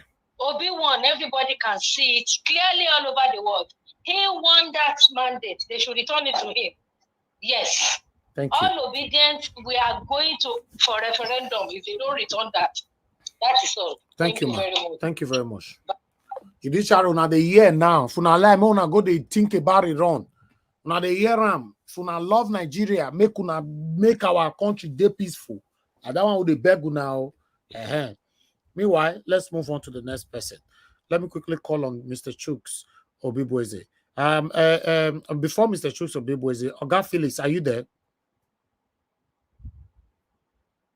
Okay, Oga Felix, I'm sorry, I have to remove you. Sorry. Let somebody else come in. You know, this evening not be where the panel not be where we they sleep. You know, so a lot of people want to come in. Mr. Chuks Obibueze, please talk to us at 8 minutes. Thank you. Yeah, thank you, Mr. Elvis. Good evening, fellow panelists. Good evening, those watching us. Good evening, our comment section. Please like, share, and subscribe. Yeah, Mr. Edwin has done justice to what we're saying now. You know, there's no going back. The manner, you know, both INEC and the APC, Tinubu and Shetima ended their case tells us, you know, it is a game of no contest. You know, they didn't contest anything with us, you know, because most of us are waiting to, you know, hear what was the glitches, because for INEC to exonerate themselves from all these shenanigans, there's that window of opportunity for them to say, we had glitches, this is the glitches. Sorry, Nigerians, we didn't tell you before so that it will not cause a problem with the court cases. But right now, we are in court. We are saying this is the glitches. In that case, we would have understand them, you know. So I don't wanna say anything beyond the judges doing the right thing and doing the right thing. Mr. Chuks. Yeah. Are you teaching Mahmoud Yakub what to say? Please, I beg, don't no, that one no go No. I mean, he has missed the opportunity. That's why I'm saying it. He gets what I'm trying to say. Mr. No. These guys are fraudsters. So what we're expecting the judiciary now to do is to tabulate the results. INEC refused to bring it. So whatever we have there, you know, if they compare it with the other agents and it is the same, let them tabulate it and declare our principal the winner, because we knew he won the election, and that's why we never gave up. So to do this, I'm not saying the rerun is making me laugh, you know, Because if you do a rerun, who is going to conduct the election? Because I'm not sure any Nigerian can withstand this present INEC. No, INEC will need to go overhaul, and not just going overhaul, that name, they need to change it because they are not independent at all. That name need to go. So the case of Rerun, yeah, I know what people are saying about the Rerun, that we need to prepare. Nigerians, I'm telling you now, do not allow these people to waste over 400 billion and telling us about Rerun. It can never happen because it is going to cost you personally. I'm not talking about the one government is going to invest again. It is going to cost you and me personally. So anything to do with Rerun, it's not on the card at all. Let us not even entertain it. And with anybody who says we cannot, because there's reasons why we cannot. It is not just, okay, are you telling me 400 billion that they use in running this election, if they put it, as palliative right now that they took away the subsidy, the oil subsidy, are you telling me it's not going to benefit Nigerians? It's not going to do something? Now, let us be factual here. Subsidy is gone. So it is going to be very, very expensive to conduct election right now, both from the side of the government and from you and I as individuals. Because that place, you're going to take transport to go. You know how much it's going to cost. So let us not even, in fact, we need to add it to our hashtag, all eyes on these people, no rerun. No rerun at all, because this money, where is it going to come from? Nigeria is in total mess. So we borrowing money to conduct another election is a no-no. They need to do the mathematics. They need to find out who won this election and give it to him. It is as simple as ABCD. Anything short of that, we Nigerians will not agree. So let us start now adding no rerun on that our eyes. Because what these people did today and yesterday, that's everybody what we need to know. Those who have been doubting, even the Aguadoists who have been doubting, they are nowhere to be found now. All their phones are switched off. I am telling you, those who live in abroad, all their phones are switched off now. They're no more answering phones. So let us continue with this heat. Let us let them know that we cannot go on anything called rerun. Thank you, Mr. Elvis. And I will exit so that I give other people a chance to, contribute. Yes, Right. God bless you, Mr. Chuso Biboise. Thank you so much, sir. You've been with us since. Thank you. All right. Let me quickly move on to the next person, which is Give Us a Mandate. Give Us a Mandate. Thank you very much for joining us, and thanks for your patience. Your 8 minutes starts now, sir. Thank you very much, Mr. Elvis. Again, it's been a long day today. Yes, a long day, a long day of so joy much. and happiness. A long day of wonderful stories, wonderful news coming up. Good morning, good afternoon, good evening to you, listeners. Also, good night if you're about to go and sleep. Good night, people. Let's like and share, and then let's. Today, don't buy coffee for Mr. Elvis, so buy him champagne, buy wine for him. Well, I mean, what can we say? They're gonna buy me my wine, no, wine. Now wine we coffee days now buy for me. Okay. So since people are talking about Iran, the very first question is, now they brought up the case of drug baron. The question is, should a drug baron contest for a presidency? Forgery of results. Should that person be on the ballot? Lying under oath, Ipejo, should it be on the ballot? Nigerians and the Ninja Watch family, obedient family, all over the world. In Yoruba language, they said when you throw something up sometimes, maybe like 100 times, the same place it go land down. Tinubu, even if I'm not even considering anything wrong, Peter Obi won this. You won the election. The results in Rivers State, the results in Lagos, the results in Plateau, and then some other places where Peter Obi won the election, plus Abuja, Tinubu did not. It didn't get close to 25%. So we should not even go there. Then if you now bring all of those cases that they brought to court today, the Chicago thing, every other thing, if the judges, they cannot even say rerun because Tinubu will not be on the ballot. Tinubu will be disqualified. The forgery, the drug issue, then even lying that he's 71 while the daughter is 65, all of those things will stand against him. So Tinubu will not be on the ballot. So technically, Peter Obi is the president of Nigeria, which, I mean, ordinarily, Peter Obi is our president. We know that Peter Obi is our president. So there's nothing to rerun here. Because if you're saying rerun, then who will be on the ballot with Peter Obi? Atiku is nowhere to be found. Tinubu has a case to answer. He's a drug peddler. He forged results. He lied on that oath that he doesn't have dual citizenship. So if you bring all of those things in, he has already disqualified himself. So any which way is a big celebration for us.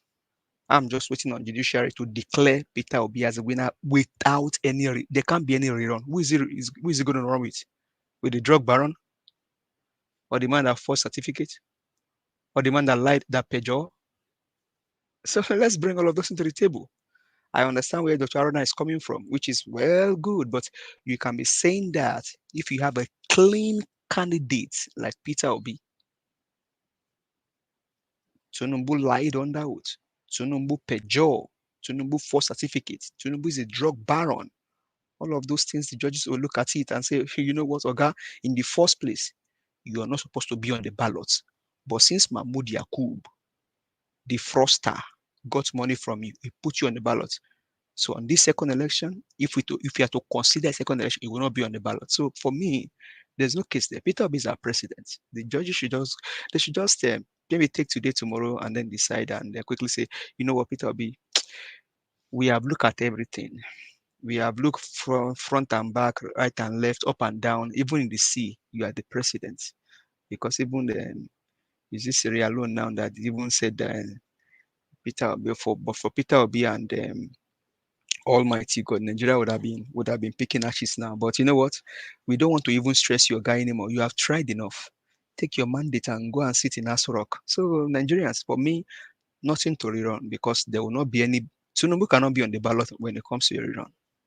I don't know if you people think the way I'm thinking, but that's my own opinion. Tinubu will not be on the ballot because the reason why Peter Obi, you are dealing with a smart man. The reason why he put all of those things on the prayers is to disqualify Tinubu. It's to disqualify him.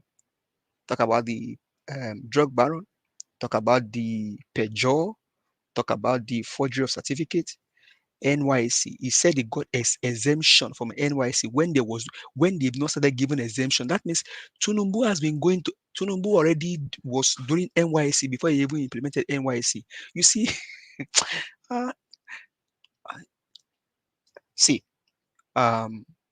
after this whole thing said and done, Peter Obi will be studied in Harvard. But if Nigeria wants to do it now, you now have to go and study Tinubu's family and see the trace of how criminals family, how they come to be. You now have to study Tinubu family, their criminal pattern, and then be able to now begin to look at families that have that character and begin to tame them so that such family will not grow like Tinubu in the future. After this whole thing said and done, We will now sit down and study Tinubu's family and say, okay, these people, how did they start? Okay, they started in Lagos. He became a governor. Fawayimi said it, we didn't pay attention to it. We also have one Fawayimi's boys that has now turned to Tinubu surrogate. So you now begin to study. Okay, these are he does. These are he did. These are from where did he get here? He got alpha beta. Begin to steal Lagos money. He sold our ports.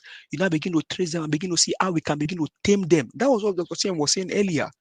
You study them and they begin to cut them down, so they don't grow, so that we can eradicate such family from the Nigerian system. Because this guy has grown and then he has become an evil incarnate. So for me, there's no rerun. Who is Peter Obi going to run with? Run with a drug baron that should be disqualified in the first place? Mr. Elvis, thank you very much for that you do. All panelists, greetings to you. God bless you. Let's keep the fire burning. It is getting more clearer and clearer by the day. No rerun, because if there was going to be a rerun, Peter Obi will not put those things on the prayers. But to disqualify Tinubu, that was why we brought all of those things on our prayers. And I think my principal, His Excellency Peter Gregory Obi, the President of Federal Republic of Nigeria, GCFR, brilliant man, knows the reason why he have all of those things on the prayer. No rerun, because nobody is going to run with Peter Obi, because Atiku on his own Atiku has no Atiku is nowhere. He didn't give us our mandate. Give us our mandate, sir. Good. Yes, sorry, sir, to cut you in. I just want everybody to listen very well. The reason why there's always a rerun according to the constitution is that none of them get 25% in Abuja, which in this case Peter Obi got his 25%. When nobody gets majority in the total vote, in the overall vote, and when nobody gets up to 24 states, that is where a rerun is called. So everybody should listen now. Let us start to play it as a song. Rerun is only on the ground. No 24 states, no 25% in Abuja, and no majority. No majority in the total number of votes. Yes, now, Peter Obi has everything. So let them declare the winner. Simple as ABC. Everybody on the panel should listen. Take it and let it be a song from now on. Thank you. Yeah, Paiduin, thank you very much. That's another angle. I came from the angle of the fact that we brought those things on our prayers, because we know that this guy should be disqualified in the first instance. So all of those things should, in case INEC did not look at them because we were blinded with money. Now Peter Obi said, my president brought you to the court and say, judges, he that must come to equity must come with a clean hand. See me, I went to UNN. From UNN, I've been to different schools. You can go and verify my results from my primary school to my if possible, doctor. You can go. You can go and verify. Peter Obi, he has every. You can go and verify Peter Obi's results. But now Tinubu that is contesting, his first certificate is a drug baron, and I put all of those things on. So ordinarily, in the first instance, Tinubu shouldn't have contested for that election because he was not qualified. So where you now also came from, sir, is in 25% of Abuja. Peter Obi has it, and then also have 25% on 24 states of the country. So no rerun, no hashtag, no rerun. Peter Obi won the election. Thank you, Mr. Elvis. Thank you. Okay, let me give you guys more understanding on this now. I would like to read this article right here so that we all can have a better view on this. Right. Let's read from here. Let's talk about the 25%. Thank you, Mr. Edwin, for that interjection earlier on with my brother. Give us a mandate. You'll be with me this morning. God bless you. Thank you for your energy. I appreciate you all. Please press on the like button, my people. Press on the like button and help us to share. Let me quickly take this. It provides that where any of the candidates fail to attain the highest number of the total votes cast and 25% of the votes cast in at least 2/3 of the state or the federation and the federal capital territory, no candidate shall be deemed elected as the president. The Independent National Electoral Commission is then compelled to conduct another election within 7 days of the announcement of the result of the election. It is pertinent to note that it is not a contest between the candidate with the highest number of votes and the runner-up in the terms of simple quantum of votes. The contest is between the candidates who are leading by the vote and spread but fail to satisfy the constitutional requirements. An illustration for the purpose of ascertaining the requirement of a spread is required. Certain assumptions will have to be made as follows. First, the number of accredited votes in the least populated states is 1 million. The vote cast in that state is 500. On that proposition, the minimum number of votes required to satisfy the constitutional spread requirement is 125 of the vote cast, representing 25% of the vote cast in that state. Assume further that the party scores of 30 million votes in 10 states and scores no other vote in any other state or the federation, or scores less than the constitutional requirement. On that other hand, Party B and scores 8 million votes across 15 states of the federation.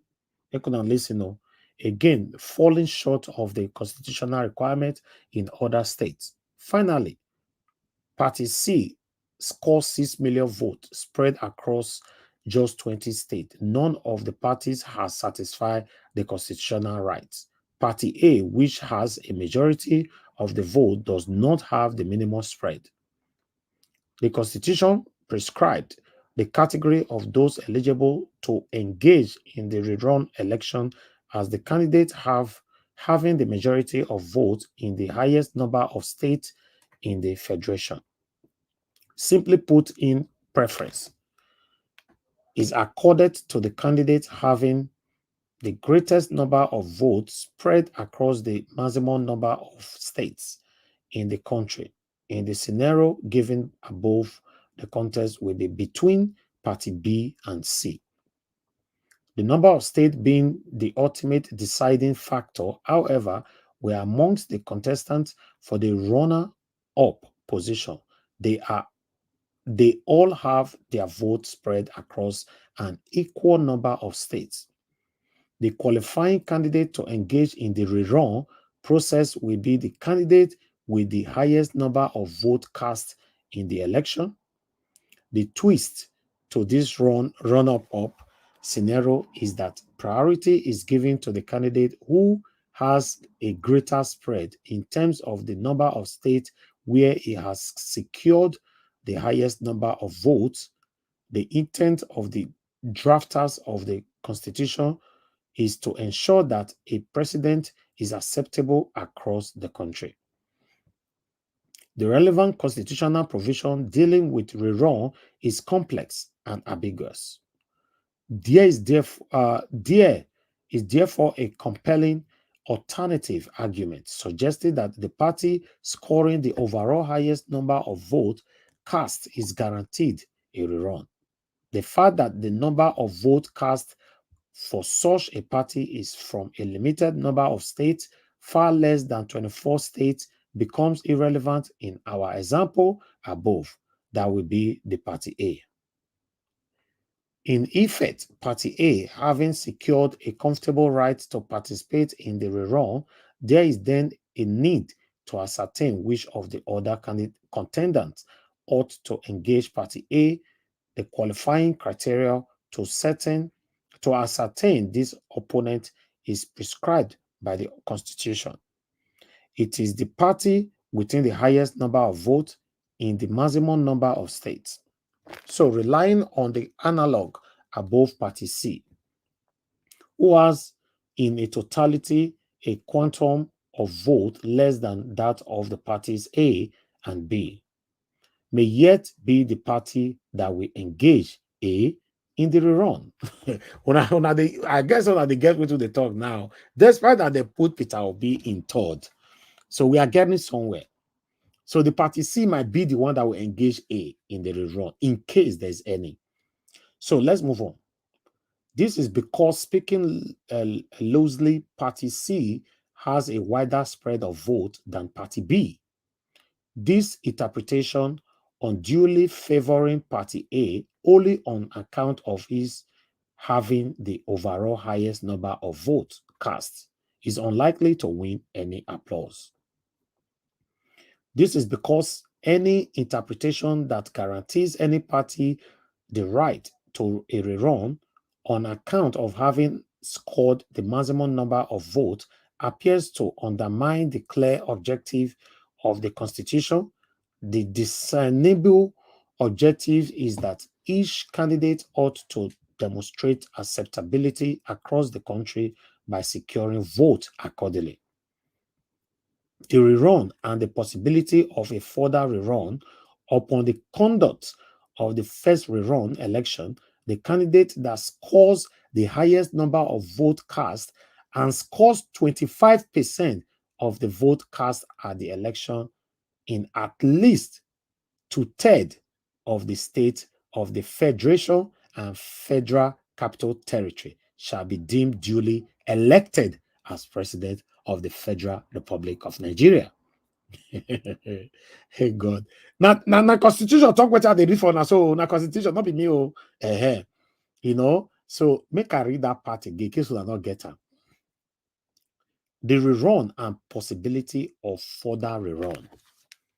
Upon the conduct of the first rerun election, the candidate that secures the highest number of votes cast and scores 25% of vote cast at the election in at least 2/3 of the states of the Federation and the Federal Capital Territory shall be deemed duly elected as the President of the Federal Republic of Nigeria. That said, where the two candidates for a rerun still fail to secure 25% of the vote cast in at least 2/3 of the state in the Federation and the Federal Capital Territory, Section 134(5) of the Constitution further provides that another or a second rerun election shall be conducted between both candidates within 7 days of the announcement of the result of the election held. However, this second rerun election will then be decided by the highest number of votes cast according to the criteria for success at the second rerun, unlike the first rerun. Is a simple majority of the votes cast in favor of any of the candidates. Notwithstanding, the opinion polls suggested a keen contest, it is unlikely that each of the leading contestants will fail to satisfy the minimum criteria of securing 25% of the vote in at least 24 states. Still, there remains a possibility of a rerun, so its impact must be considered, as well as economic consequences of such an exercise. I'm almost done. The economic implication of a rerun, there is no doubt that a possible rerun will have grave financial implications on not just the Commission, but the economic at large. The Commission's budget for the 2023 presidential election at 355 billion naira account for a significant percentage of the overall budget, almost 400 billion naira they use in conducting 2025 presidential election. However, what is not clear is whether the current budget accommodates a possible rerun. That's true. I wanted to ask this before. That 400 billion where they spend, so is the money for a rerun, if possible, is inside that money? Yes, Mr. Elvis. Yes, it's part of a rerun. INEC has already printed the ballot for a second rerun. So it's part of it. Thank you very much. Mr. Elvis and Mr. No, Jonathan. let me finish this paper back. May everybody just hold on. Let me finish it so that we can, and man, not forget where I did. Let me finish this law. Read also 2023 election, the electoral institution, and the rest of us. Where it does not, will the commission request for a supplementary budget in the event of a rerun with fund allocated to other heads of the budget be used to finance the rerun? These are questions that ought to be immediately addressed, since a rerun must take place within 7 days of the date of announcing the result of the election. Conclusion. As noted earlier, the unpredictability of the 2023 presidential election is largely due to the decamping of both Mr. Peter Obi and Mr. Rabiu Kwankwaso from the People's Democratic Party. This has led to the explosive obedience and movement of blah, blah, blah, blah, blah. Okay, I think all I needed there is done. But with what I've read here, you know, this one is it means that a rerun is no longer possible according to the submission here, what I'm seeing. But in case, for me, I don't know, in case for any reason it's possible, Mr. Peter Obi should be the first priority. But meanwhile, I thought I should carry everybody along. Give us Amadi. You wanted to say something earlier on. You were still the one giving submission. I want you to round up on that. Yeah, I mean, you said they just spent over like almost 100 billion on this election. Yes. We are about 200 and something million Nigerians. Why not even take that money, go to each family and give them 1 million or 1 million naira? That would have even settled our matter. Man, these guys are, like you always call them, they are satanic. 400 billion naira on this election? Yes, so now they spend 400 billion. My God. That if is you don't just call my family now, trillion. Can't give us 1 million naira if that's what you can give us, or go to each family, give them 1 million naira. Half a trillion naira.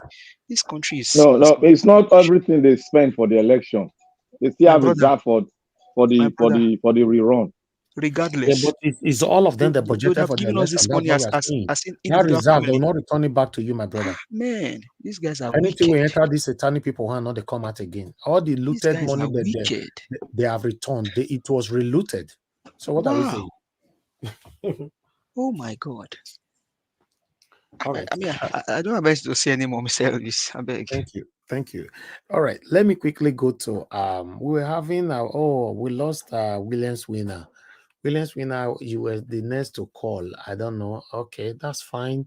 You know, saying in Nigeria, they be as it gets. But meanwhile, let me go to Cheesy Gold. Cheesy Gold TV. Thank you very much for joining us, madam. I would like to hear from you.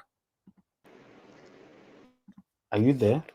Right. Good evening, everybody, and thank you so madam. much. I'm listening. My head and my ears are full. But you know, I was excited this morning on the 10 o'clock morning show this morning when you told us how APC have withdrawn, how INEC have withdrawn. You know, I got really pumped. And again, watching the iRise news, they were talking about how the man who came to court didn't have anything tangible to say to defend all the questions he was asked. And for me, from all the evidence I have gathered for myself concerning this case, all I can say now is that it's for the judiciary to do what is requires of them, because it's obvious now around the whole world that people are watching, you know, and we have tendered our evidence and we have done everything that is needed to be done. But now it's left for the judiciary to be accountable. You know, it's their turn now to prove to us that, as we are looking up to them, that they are not going to disappoint us. Because me particularly, I do not trust anybody in Nigeria, being anybody in government. I don't know about the judiciary, but like you said, all eyes are on them now, and I hope and pray that they will do the right thing, because that's left. I don't want to mention the other forbidden word that you're talking about, because I don't think that is an option for us at the moment, because the suffer has been too much for Nigerian people. So all that is left to do now is for this judiciary to just, do the right thing. And I've been waiting this long to say it, and that's what I have to say. I'm disappointed. I'm shocked from all the whole thing that is happening. Everywhere you mention Nigerian name around the world, it's like you're mentioning a deity. You Very understand? sad. And it's affecting me big time.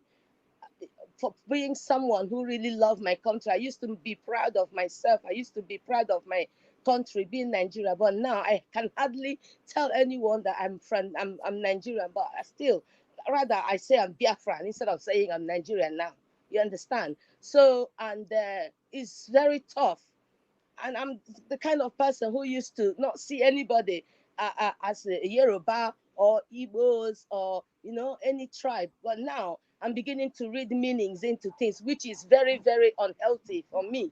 And I'm just begging our judiciary to do the right thing and save us from this nonsense talk about Rerun, because that's just shameful. It shows, going to Rerun just shows that the judiciary has not done their job. I'm sorry. So thank you for the opportunity, and I hope that they do the right thing. Thank you. Thank you. Thank you very much, madam. God bless you. Thank you.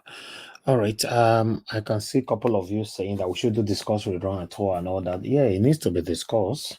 It needs to be, it's there as an option, but we don't want it, but you must discuss it. It's very, very important. No, I can understand I can understand where that guy was coming from. I can see it's not because I don't want to discuss it. And again, no, not you. I'm not even talking about you. I know, because I don't live in Nigeria. For me to come and say, oh, go and do Rerun, until the people who are actually who are there seeing the suffering firsthand, you understand? And those are the people who are supposed to be at the forefront. So if you're gonna discuss Run, we need to discuss strategies. Thank you. Thank you, madam. Thank yes, for me, the word Rerun, I don't want it to happen, but is there in our constitution as an option in case. There's 3 options you have in the constitution: a winner, a loser, or a rerun. So, a rerun is even, it's just like you did an exam and they ask you to write your exam again if you know you passed and all that. But a rerun, the only reason why you see in a country like Nigeria, why so many people are forbidding a rerun is because of the kind of system that we have. How can you put in a rerun, God forbid, and with someone like Mahmoud to take it all over again? God forbid that. They want to set the country ablaze, which we are trying to avoid. So Mr. Peter Obi won this election. It's very, very obvious with the way things is going right now. And I pray the judiciary do the right thing. A rerun is a no, no, no. Please, Nigerians, if anybody is hearing my voice, don't accept a rerun. Don't accept it. Peter Obi won this election. Because the reason why we are discussing rerun, in case some of you are not aware, the body language of the judiciary, they want to be in the middle. They don't want you to, because they know obviously that the obedient or the concerned Nigerians will blame them for any wrongdoing. Why? They also know that Tinubu we deal with them for any wrongdoing. So for them not to offend obedient or concerned Nigerians or Peter Obi, or for them not to offend Tinubu, these people might satanically end up being in the middle and say, okay, more not offend any of them, more you all give them the wrong, make the carry while they go. So that's where you will know that judiciary can never forever be trusted again. When you and that man started discussing Rerun, my heart started pumping. Yeah, we have to bring it on. I was like, this is what could happen, These people might decide to go through that, Yeah, because that's the body language that these people might end up doing. Because as far as we are concerned, for me, I've never trusted our judiciary ever. I don't trust them. I can never. Yeah, so many Nigerians don't trust these people. So and that's gonna be the issues of Nigeria trying to come out to do a rerun. You see, that's the problem. Thank you, madam. Thank you. The only time that I can trust this judiciary now is for them to do the right thing. Once they fail this time, that means in the next 100 years, nobody will ever trust them again, forever and ever. Because we never trusted you people before anyway. So this is the time for you to restore your name. Judiciary, if you are listening to us, we never trusted you. No Nigerians, in case, don't be deceived. No Nigerian trust you. In fact, even the people that you work in their favor, if they pay you, you pass judgment in their favor, they don't also trust you. The way they pay you, they're also watching you with one eye. So nobody trusts you. So this is the time for you to restore your name. Judiciary, do the right thing. Just do the right thing. If you know, because I don't trust my judiciary.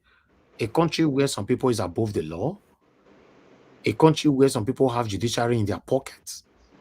So this is the time for judiciary to do the right thing. That's why we are saying judiciary is on trial. So let me move on. Somebody was calling in earlier on. Let me see if we can. Let me pick one call and come back to the panel again quickly. Lady Deborah, no, we cannot really talk to you right now. I'm sorry, you don't have talk this. Let me pick another person's call because we are working with time. Hello, yeah, good evening to you. You called severally. So your name and where you're calling from. Turn down your device, please. Yeah, it's already done, Mr. Elvis. Talk to us. What's your name? Where you calling from? Ograyo Biadacha, speaking from Denmark. Talk to us, sir. We can't hear you anymore, sir. We can't hear you. No, you have lost your audio. No, sir. We can't hear you anymore. We cannot hear you anymore, sir. The way you were talking from the beginning, you have lost your audio. Okay, you are back now. Talk to us. Oh, God. All right. Let me try it again for the last time. Hello, sir. Hello, Mr. Niger Watch. You are good now. Go ahead. Talk to us. Go ahead. 2 minutes. All right. Listen, what I want to say, see, nothing like going into Rerun. You are a European citizen, right? You know what it takes to get a passport in your pocket. You know what it takes to withdraw the passport. I'm just giving you a proverb. This election is consulted with Europeans and the whole Western world put together. So before you are talking about Rerun, you have to start it again. If something is going to take up to another 1 year, and there will not be a sitting president to consult that from the way he's going. So the judiciary cannot mess up because as it stands now, the judiciary is handling the whole world. The whole world judiciary is what they are handling now. Any mistake they make there, it will affect all of them. That's why timing it. The barrister Andrew, who lead the European election observer, came out to prove them wrong, so they cannot mess up. Because if they messed up, it will affect the European Parliament. Okay, thank you. Are you getting what is going on there? Yes, sir. Yeah, so nothing like Rerun. The judiciary is a must that they must totally do the right thing. The thing is hold them on the neck, and they cannot swallow it. Exactly. That's the condition they are. Exactly. God bless you, man. God bless you, sir. Thank you very much. A rerun is no, because like I said before, judiciary, you have never be trusted. Nobody trusts you. Don't be deceived. Our Nigerians who normally go into law school and all that, they know why they are going to law school. Once they get there, they already know their trust is gone, even though you are good. But once you join that category, nobody trusts you anymore. Judiciary, nobody trusts you. In case you don't know, I'm telling you now, nobody trusts you in Nigeria, including the people you are working in their favor. They don't trust you. Okay, let me ask you guys a question. If you have an higher assassin that is working for you, will you trust that assassin around your life or around the life of your children? No. That's how it works. You get person where they take people life and they work for you. Man, you speech they talk. Person where they take people life for you and they do that work for you. Will you yourself trust yourself around the same person? That is it. So judiciary, if you know you'll be collecting money from people all this while, nobody, even the people where they pay you not trust you. They pay you to do the job because they know you are corrupt. They don't trust you. So the only time you can restore your name is this time. Because for me, since I was born, I've never trusted Nigerian judiciary, although I've never got any case where Nigerian judges or anything have to judge it for me. But I'm seeing, I'm well read, so I'm seeing things, what is happening to people. Do the right thing. So let me move on to the panel again. I would like Blank Panther. Thank you very much for your patience. Please talk to us. 8 minutes. Thank you, Mr. Naija Watch. Thank you. All the panelists have submitted what they really put together for the entire world. And I thank all the commenters. I thank all the callers that have called in to express their view about what we are seeing today. And most especially, I thank the lawyers, the senior advocates that were gathered together to defend the truth against those oppressors, the Labour Party lawyers.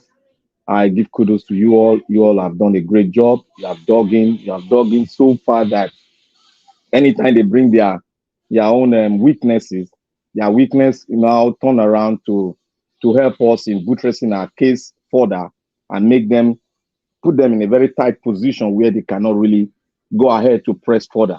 You know, we are pressing their neck and their neck is really pressed down. That was why they have to give up and say they can no longer proceed with the case anymore, that they finish with the case because they have no defense. That was why Olani Pekun was angry in the court today. He was really angry and he expressed it. And one beautiful thing our lawyer did, they were smiling at him and they told him, look, I'm still on my ground. I still have my time. If you have weakness, bring it on. That's to show you that our lawyers were prepared. And that's to tell other people they were saying our lawyers were too slow at the beginning. This is the case. This is what you see. When you bring on men of intelligence, men of good character, men that know their salt, they come forward because they have evidence and they believe in their evidence and they pull it forward. And what we saw today was a supersonic process of defending what is right.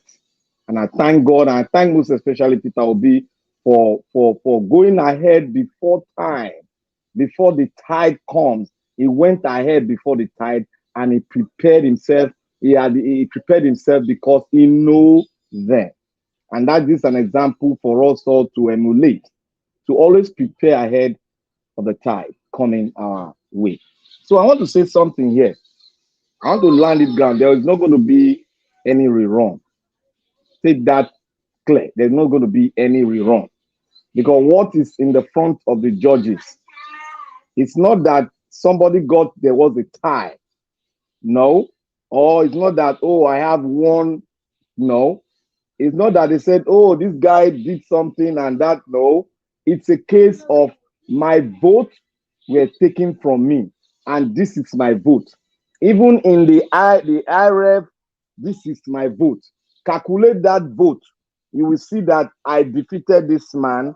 Inclusive, he does not have all the requirements to become. And the process which they use to make him sit where he is today, that process was illegal, was not well done, and it's illegal. So therefore, there is no room for a rerun. And you cannot make a rerun with Commander-in-Chief of the Armed Forces, persons that have been already on the seat.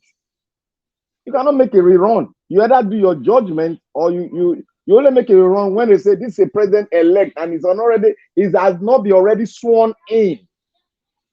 Now he's the president. He's no longer a candidate. He's a president and commander-in-chief of the armed forces. People should get this right. The Constitution is there to guide us.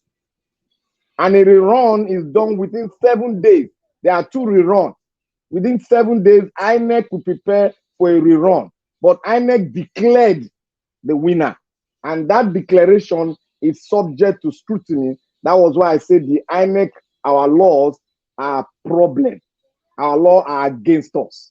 Because INEC should not be given the supremacy to announce who the president be. It should be the people, the people's parliament, to announce who the president is. Because in there, they will confirm it, and every other prejudicial whatever will be tackled before the pronouncement of who is going to be the president of our country.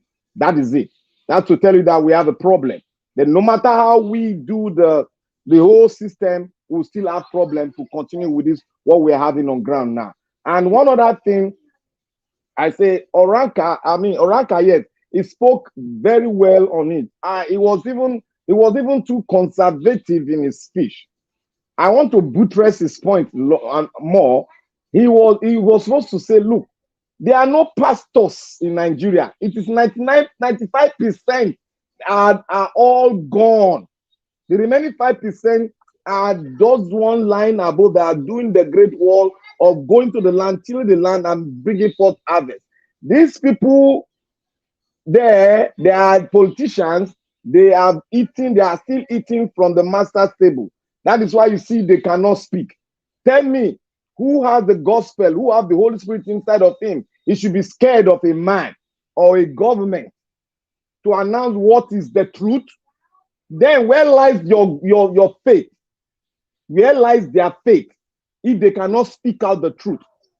There's nothing like being politically right when it comes to be in religion. There's nothing like politically right. When it comes to you as a son of the Most High God, you are bound to dominate everything around you, and you are bound to speak for the truth. If they, at the peak of their religion, they cannot speak for the truth, then they have been compromised. And the compromise is not 1 year, 2 years. It has been a long, more than a decade that they've been going into religion, and they've been perpetrating it. They've been using religion to perpetrate even evil in the land. How can you say, touch not my anointed and do my prophet no harm? Read further and read before you get there and read after. You will see what the Bible means by saying that. They pick up word, they don't read it from the antecedent, why that word became and why that word proceeded.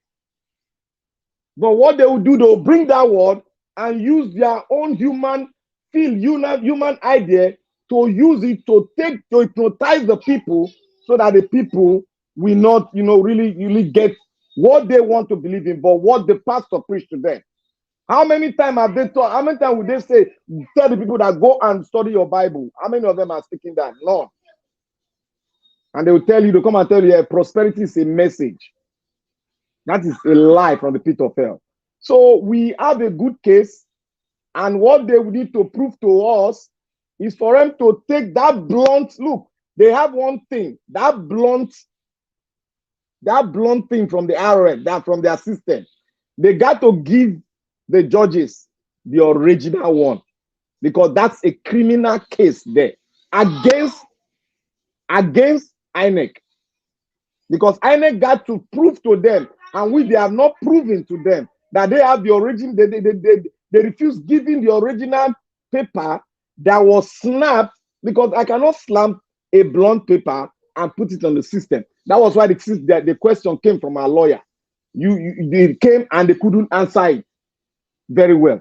That's where they err. So there has been a criminal act, and that criminal act in the system has been proven.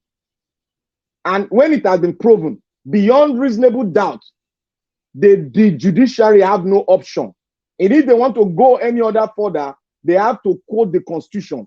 Will I swear in a president-elect who has not gotten the 25% requirement from the Constitution, which hold the sovereignty of the nation? Should I go ahead and declare him the president indeed? That is a big question for the judiciary. And if the judiciary want to floor and they want to dare the sovereignty of the nation, let them say he is the president. Then they will see the what will come from the people of Nigeria. So I want us to keep calm. We are at the verge of raising the flag up and take our mandate. And in taking our mandate, we should be bold and we should move forward and say what it is, what the Constitution says to us. There cannot be a rerun with a president on seat and a citizen who contested with him. There's no way in the Constitution that said a sitting president being on seat, we go ahead for a rerun. There's no constitutional provision that spelled that out. Thank you. Thank you. Thank you, Black Panther, and God bless you, sir. Thank you for that submission and understanding. I believe many people might get it clearer right now. So, yeah, some people, you are still surprised, or you just waking up. I say we shouldn't discuss rerun. Why not? You have to discuss it because you have to stand by it. Don't fold your arms and allow things to bump into you. These people listen to us every day. Let them know that is a no, no, no, no, no. All right, let me quickly move on to the next person, Mr. Jonathan Kingsley. Thank you very much for joining us, sir. I appreciate you. Please talk to us. 8 minutes. Thank you very much, Mr. Elvis, and thanks to all the panelists and all the contributions that has been made so far today. I quickly want to make a comment on Magnus Oraka video that you showed. I just want to kind of slightly differ. I use the word slightly. I agree with him in most of his the content, what is said, but I want to slightly differ. See, the leader of RCCG, the leadership of that group or that church, for them, is not a tribal thing or playing the tribal card. No, it's not at all. For them, it's about money. Period. It's about money. For them, it is more of aligning with power. More aligning with power, less of tribalism. The church thrives. In fact, the church thrives on close alignment with political power, because that's part of what the church preaches. I want to make that clear. For them, it's all about power. You will all recall during the campaign, the leader try as much as possible to stay clear. Even when it is, we all know, he try as much as possible, because whoever comes in, they want to align with power. That's their position. So I just want to make that clear. It's less of tribalism. It is more aligning with power. And it does not matter. The most crooked person comes here today, they will align with him. Even worse, triple worse than Tinubu, they will align with him. That is it for them, And then, I just want to quickly, talk about the issue of Iran. For me, it's a non-issue. But since it has been brought up, I think we should, try to clarify it. A rerun is likely, it's a long shot. For me, I think it's a long shot.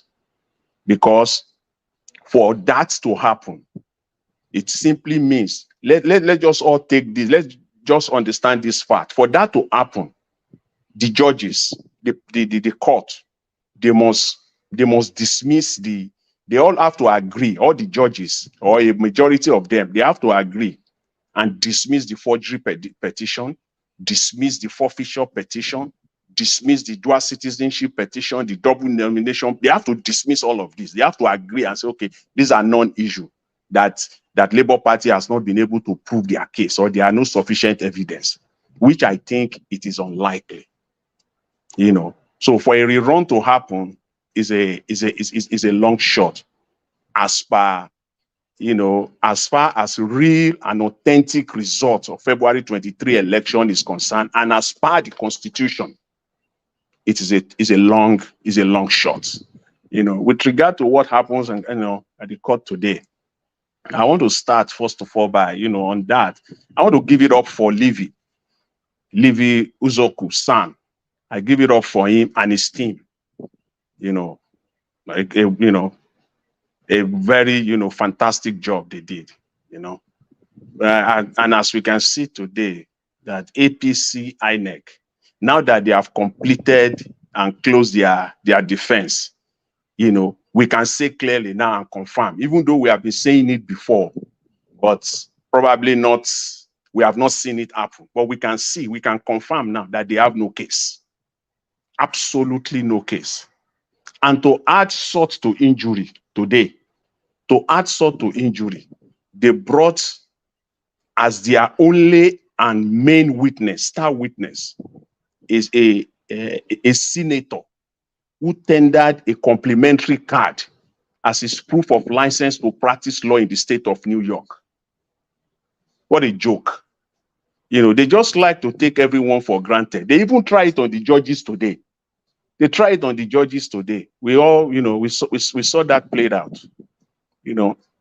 So we can confirm that in fact, we see how they quickly they whisk him away from the witness dock, before he destroyed the case much faster. They want to get him out of that witness box as fast as possible. So with that, nothing more to say as by the court case today, other than the fact that they have no case. And for me, I can draw the conclusion. I can draw a connection between the court revising the timetable late last week. They revised the time, if we recall, it was presented here on Niger Watch. They revised the timetable. I can draw a connection between that and this very fast defense of labor of INEC and APC combined. 2 days. 2 days of a case of this magnitude. One witness one witness each from them. So you can draw. I will leave that, you can draw that connection between why they revised, because it simply means that if that timetable had not been revised, this case will be concluded by the end of this month, July. This case will have been concluded because they have 10 days for their final address, and this case will have been decided even on record time, ahead of schedule. The case will have been concluded. But again, we leave it. The judiciary should know that all eyes are on them. Whatever game they are trying to play, for me, I don't trust them. I don't trust the judiciary until the final judgment is made, the correct judgment. They come up with the right and honest judgment for Nigerians. That's what I just want to contribute. For now, they can't prove. They use the entire period. They have their time, the 2 days. They can't prove that Tinubu won the election that they conducted. They can't prove it. They can't defend the results that they announced. We didn't see anything yesterday and today. Nothing. Absolutely nothing. So we just, let's just, keep our fingers crossed and wait for the final judgment. It's all in the, it's coming. And I believe that at the end of the day, the mandate will be restored. But let's keep our eyes on the judiciary, a close, marking, as they will say, on them. Thanks very much, Mr. Elvis, and thanks to everyone. Thanks.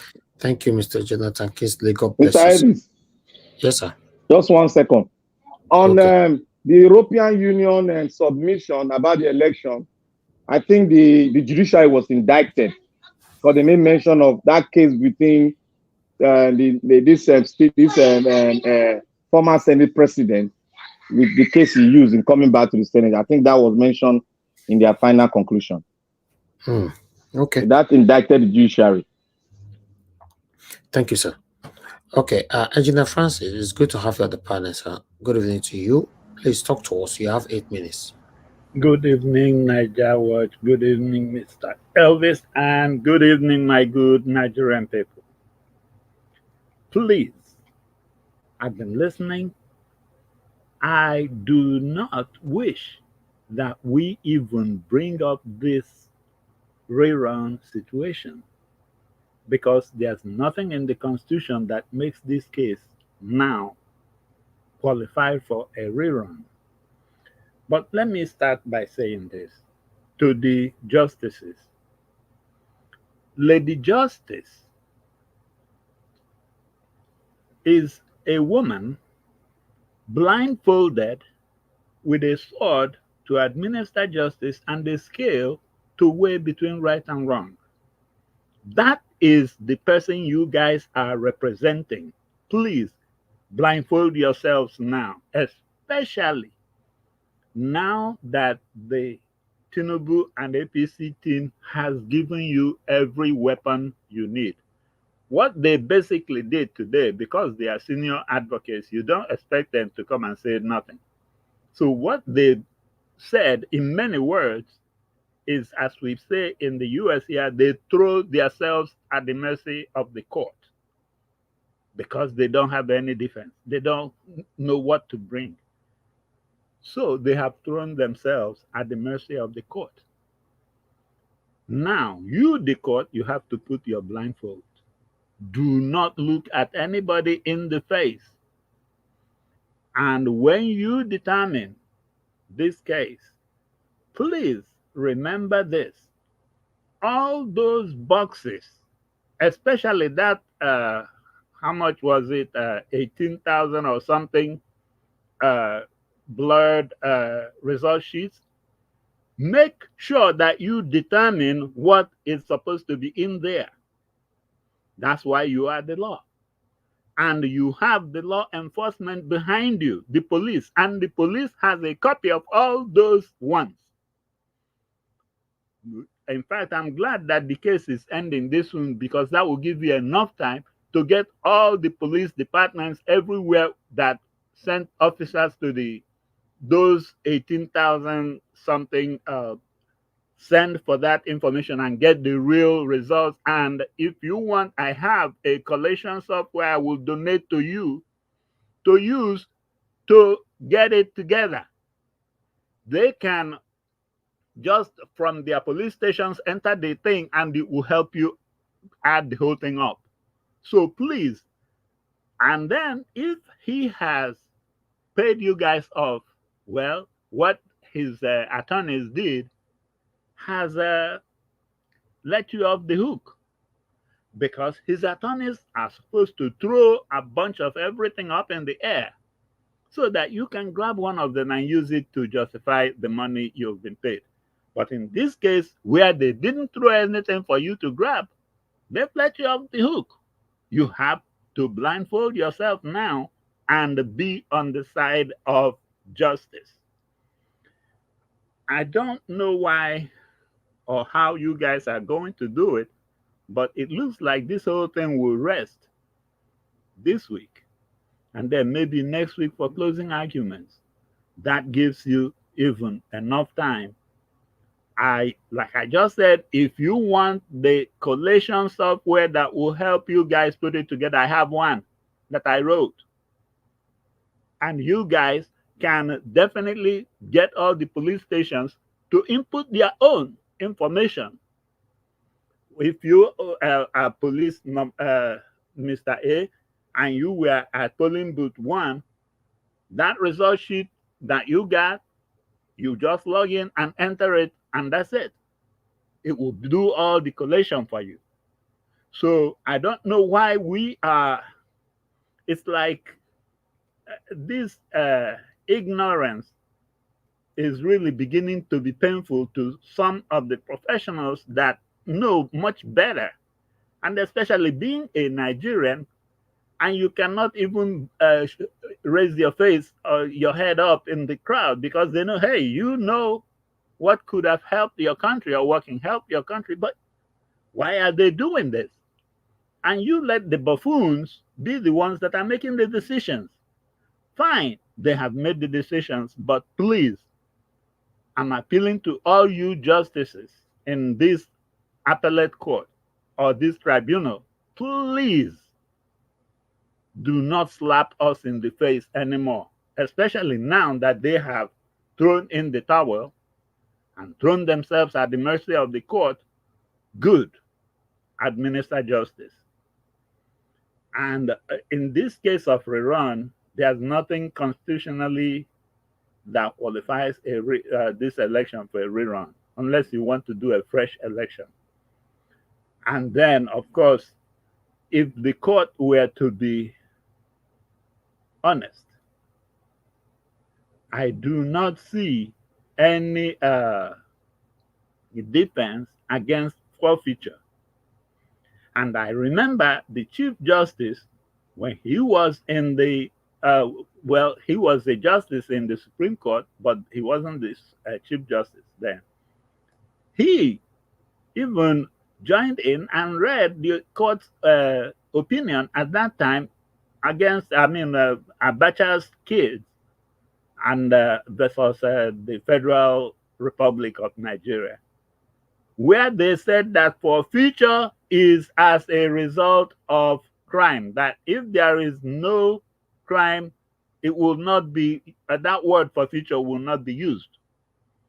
So, guys, and then here they didn't present anything to justify anything that there was no crime, other than trying to say that, oh, Tinubu was able to travel back and forth the US, which means he's not a wanted person.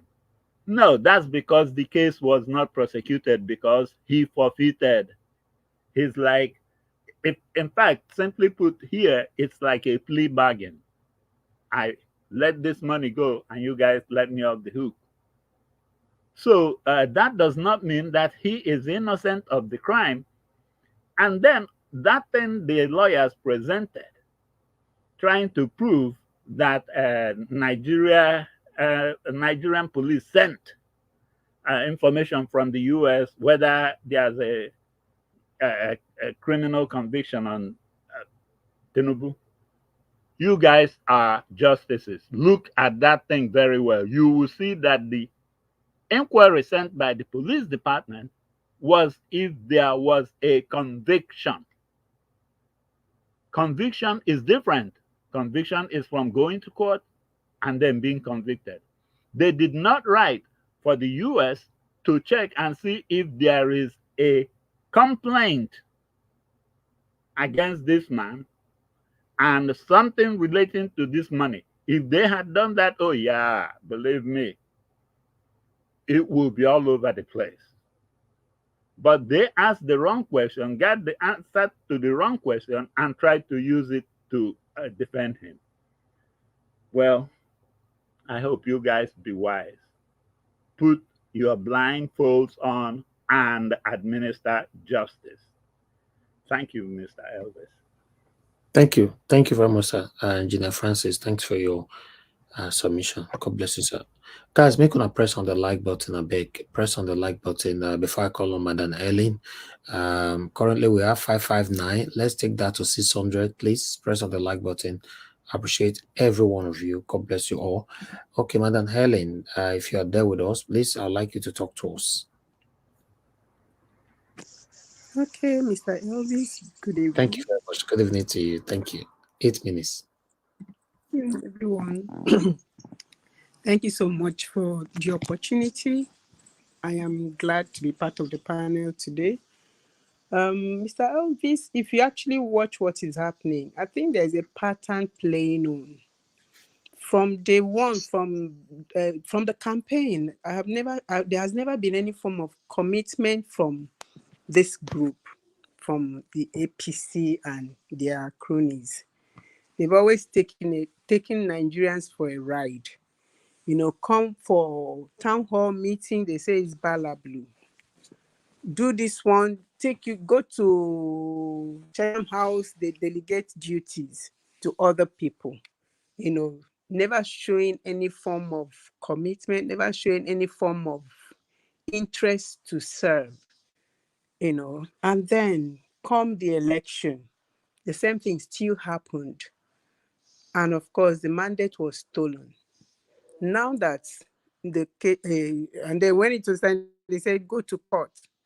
And then the people went to court to say, okay, you took this from us, please return it back. And they say, no, remove yourself from the court. They brought in all sorts of distraction from from the old man to all manner of people, just to continue to show that they are not committed to, serving. They are not committed to the needs of Nigerians, to the cries and the woes of the people. So they've been at this from day one, and now we're in court, fighting to get our mandate, and they are still at it. You can imagine what played out today. You say you are a senator. You've said you've been, with these people. I think he said something about 35 years or so, and then you're presenting complimentary card. That's to show that you people think Nigerians are fools, and they've carried it right even into the court to do the same thing to the judges. Why? Because they don't hold any form of high regards. They don't, because if they did, they would not dare try that and go scot-free. That's like making a mockery of the court system itself. Why? Because these people have allowed them to do so. But I want to speak to the judges. Nigeria is watching. Nigerians are watching. But just know that it's not only Nigerians that are watching. The entire world is watching. See the way they are celebrating. Celebrating our principal, Mr. Peter Obi. Why? Because he stands on the side of truth. On the side of truth. And he keeps saying, go and verify. Take a look at me. Dig inside. Dig as much as you can. If you find any dirt, then I walk away from this thing that I'm pursuing. So that shows you that this somebody is committed to serving. Somebody is committed to pursuing truth and standing on the side of truth. So judiciary, stand on the side of truth. Don't let these people make a mockery of what you have spent years pursuing, years of service, because of whatever you think you're going to benefit.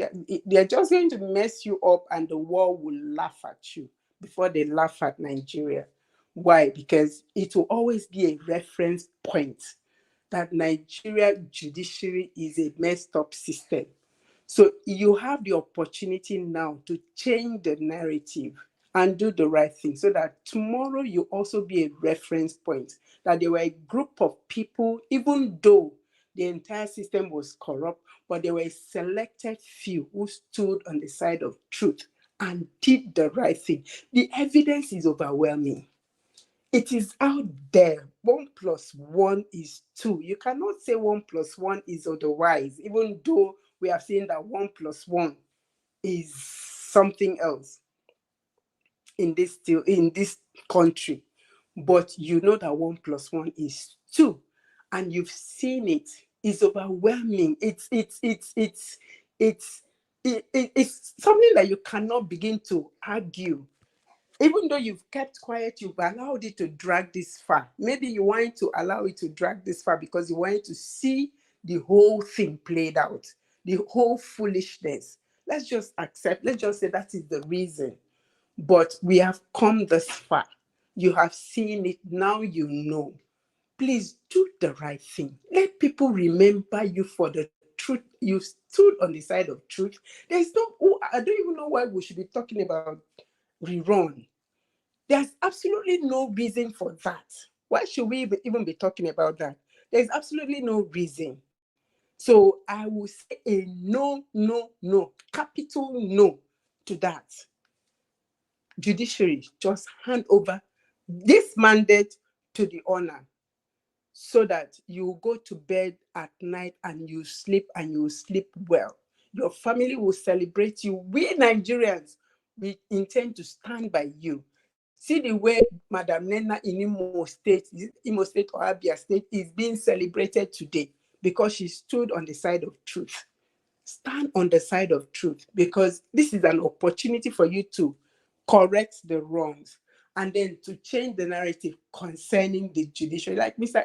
Elvis keeps saying, that if you do the wrong thing, Nigeria will never forgive you. The next 100 years, nobody will trust you. But if you do the right thing, posterity will celebrate you. People will celebrate you. People will always make you as reference points. Please be that reference point that will be the people that did it right. We beg of you. I like some people will say we shouldn't beg, but I am saying I know what I'm begging of you. It's for your own good. You can do it. I know you can do it, and I know you want to do it. So don't let anybody tie your hands. You can do it. They don't have the absolute power. These people are like bullies. When they come to you, they do yeah, you run. But the day you stand and say, no, I'm not running again, you find out that they have no strength. Their strength was just in that their ability to bully and intimidate you. Do not be intimidated because they've got nothing. Nigerians are suffering. So if you're the person that will bring Nigerians out of this suffering, you'll be celebrated. We are suffering. I drive an SUV. To drive to I buy 10 liters every day to go and come back. By the time I'm back, it is in yellow. So the next day I have to do another 5,000. So how much am I earning as salary? So, and it's like that for much other people. So please do the right thing. It is you that I'm emphasizing to do the right thing. See, like Mr. Elvis is standing on the side of truth. Our principal is standing on the side of truth. There are a couple of people that are standing on the side of truth. Join them so that you'll be celebrated.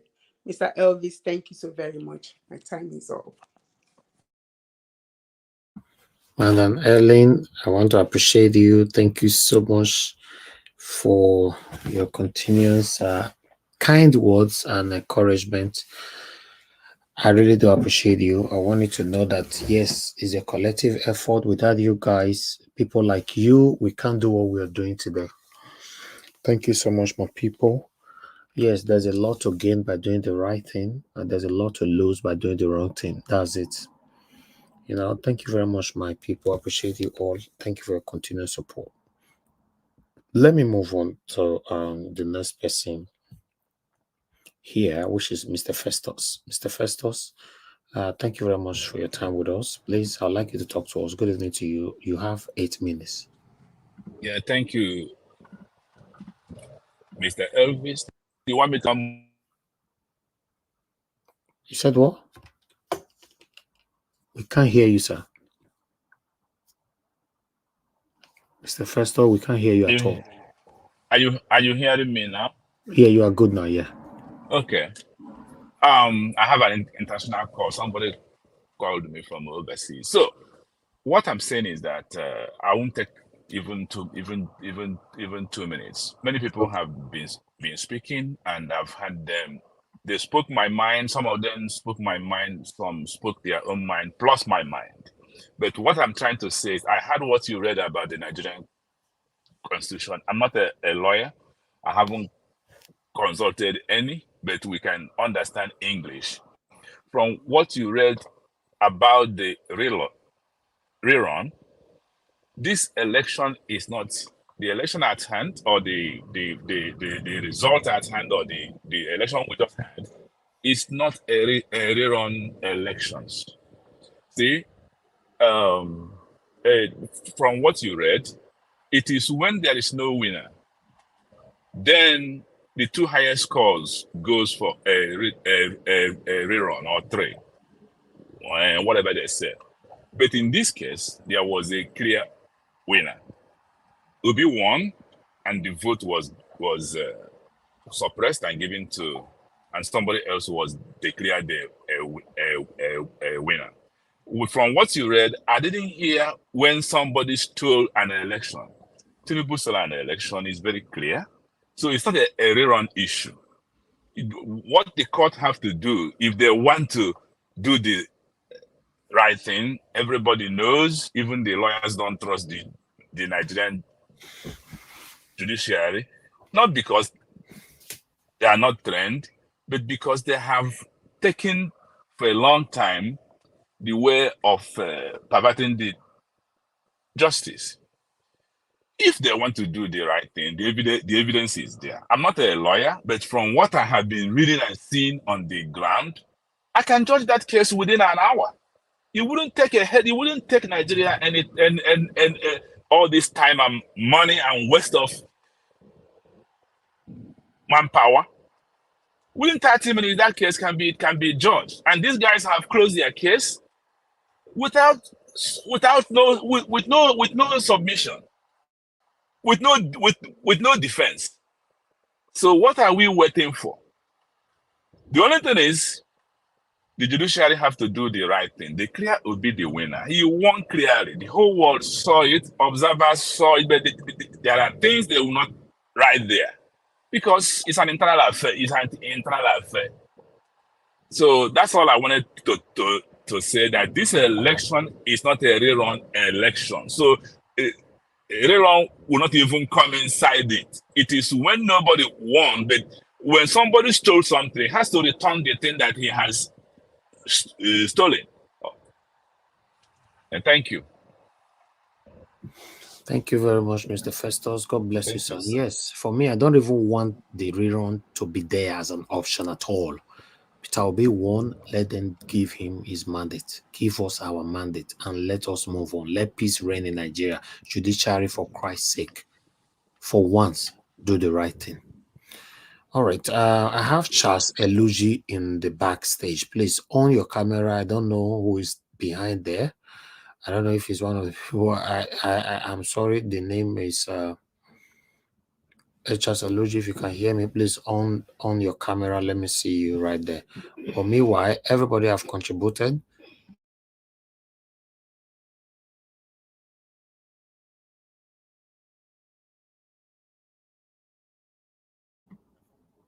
All right. Thank you very much. Since you are not complying, let's move on. So, my people, I appreciate every one of you right there. It's been a long day. We're supposed to have a second segment where we're not going to have that anymore. So we're going to have a final submission now so we can end the broadcast.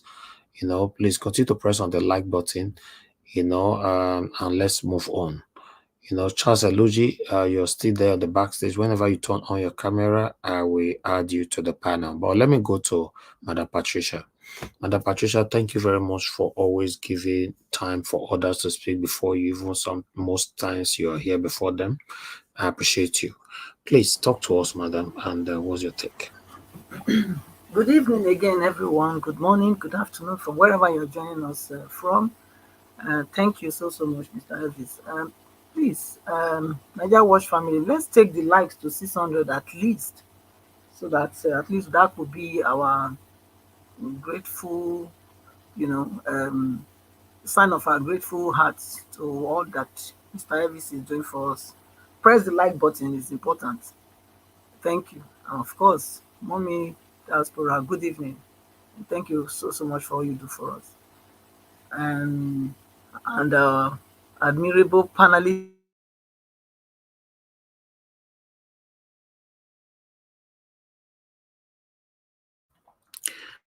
Okay, Mother Patricia, I noticed that recently you'll be losing your network anyhow. I don't know. We lost you now completely. Again? Oh. That's... Am I back? Okay, you are back now. You are back. Okay. Yeah, you are back. Yeah. Yes. Yes. I want to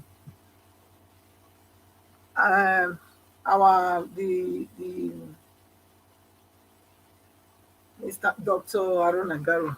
I want to go with some of what he said. I agree that now that these people who can see the card that they are playing now, is sure that they are not just going to fold their hand, like I said earlier today in our first broadcast, that they will be on the back scene, working behind the scene, working to see how they can still get this thing moving. That they are back off now. It's not that they have conceded defeat, but they are working somewhere, and we must put them on their toes. So make sure our eyes are on them everywhere they are going. Follow them everywhere they are going, so that we will not be taken unaware the second time, because that was what happened the last time. Everybody believed that everything was going to go well, and somehow people were lose guard.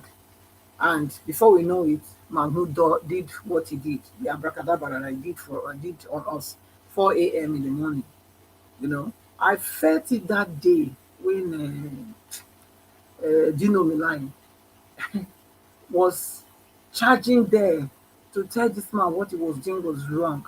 And he stooped down with his head and he was doing what he was doing. That day, if I was close to him, I was going to make sure I give him a very dirty one. Because I knew that this man was, then he hasn't even done it. He hasn't even declared him the president-elect yet at that time, the winner. He hasn't declared him. It was that first night I knew this man was headed somewhere. Because when Dino Melai was telling him he should hold on with the proceed, to stop the counting, because you are not showing us on screen. That's why we have all the monitors in the hall. Yet you are not showing it to us. You are holding papers to be announcing result to us. Stop it. He refused. So it was clear. And I don't think they have backed up. So we too will not back up. We just have to keep pressing, putting them on the spotlight. Make sure that the mandate stolen must be given to who the mandate is due. We didn't give it to them. We didn't vote for Tinubu. It is Obi we vote for as Nigerians, and Obi we must have. Obi we must have. Yes, it's either by fire or by force. Anyhow, we must have Obi. Tinubu is not my president. So, Tinubu is not the president of Nigeria. It doesn't matter who was pronounced president. He must leave that place. It is clear now that the mandate is not his. So he should leave. And let him go back to his house in Bodilon in Lagos. Let him go and enjoy the last few months or years that he has in peace, instead of this one that he wants to do like this. So I want to agree with him that we should prepare. Yes, we should prepare, even though we know everything is going to work together for good, but we still prepare. It's not because we don't have faith. You know, we should prepare. Let's prepare ourselves for any eventuality. Because when you prepare for any eventuality, you are ready for all the weather. Anyhow they come out, let us face them. Remember our principle. He said, if they come by air, we'll take them by air. If they come by land, by sea, anyhow they come. So let's be prepared. You know, yes, truly, this election is not supposed to have any rerun, because Mr. Obi and Dante, Baba Ahmed, they won this election, you know, very in a landslide. That's how it was. But these people that we are dealing with, yes, that's the problem. And then the judiciary, you know, do the needful, because you want your names. I don't know, maybe your desire is for you to be in the history book of the people that has money, that had wings, that flew away, and there are people that got healed money that will end in destruction. I don't know. Maybe you are that type, but I want to believe you are not, because a good name is better than a bad name, and especially like my sister said before, Helen. We are still remembering Mother Oti today, the professor who, against all odds, stood her ground. Against all threats, she stood her ground and said she's going to do the right thing because she has children. She has children. That's what she said. First, because of who she is as a pastor, and, you know, and then secondly, because of her children, her posterity. What about you? Well, don't you have children? You have children. So the same thing. And she was, you know, she was also a woman. But you guys, so there are women among you now. And even you men, don't you have children?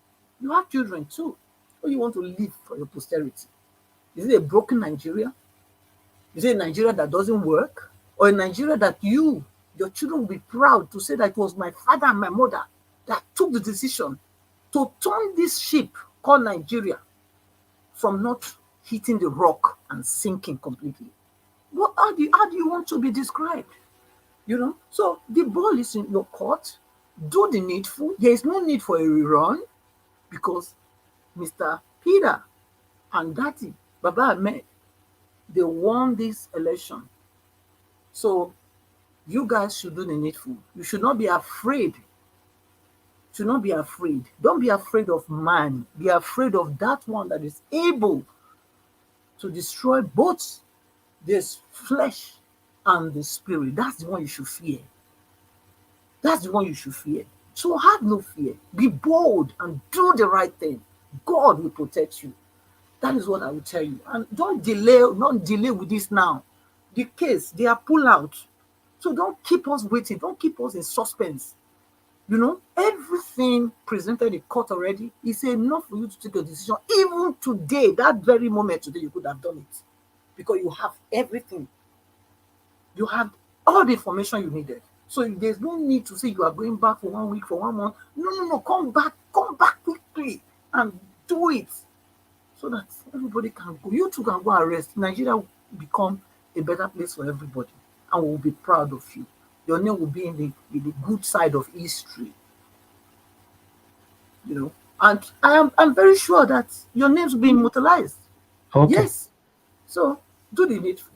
So thank you. And I want to thank everybody again for the opportunity to bend my Thank you, voice. man. Patricia. Thank you. Thank you very much, man. Thank you. All right. God bless every one of you right there. Yes, that is the end. The last person on the panel. Yes, I'd like us to have a final submission. If you are not available, don't worry. If I call you when you didn't answer, that's fine. Just move on. It's a roundup submission right now. So let me just go to. I'd like to start with Mama H.O. Mama H.O., are you there?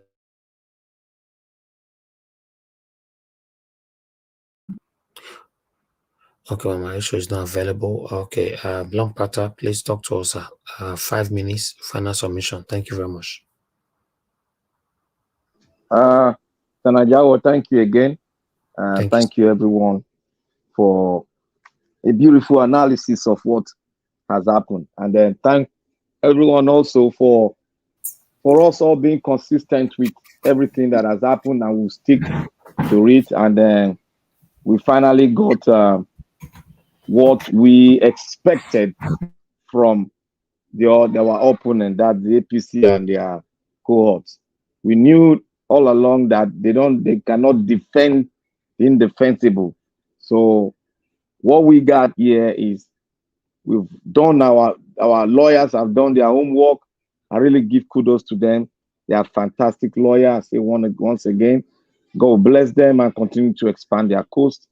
And I thank most especially our president, incoming president, President Peter Obi, Commander-in-Chief of the Armed Forces of Nigeria, and his deputy, Dati Ahmed. I want to thank them for keeping the flag flying, thank them for being at the pinnacle of it all, thanking them to spearheading, and we are following them because we have delivered it, and they are ready to take the mandate to wherever the people said we should go. And I really want to thank you, Nigeria Watch, for being consistent, most especially every other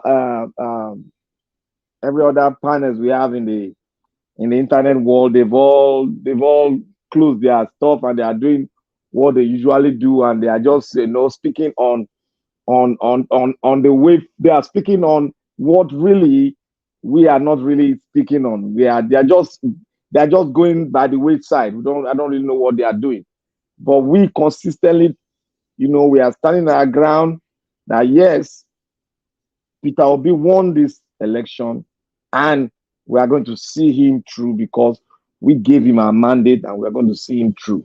And thank God, out of multitude, we have been consistent in doing this job, taking our country back from the hands of the wicked. And I want to say, in all ramification, Peter Obi is going to come out, and Labour Party is going to come in as a new party that will take us to the summit of the mountain. And God bless all Nigerians that have been consistent. Never again will you see PDP and APC in our atmosphere forever.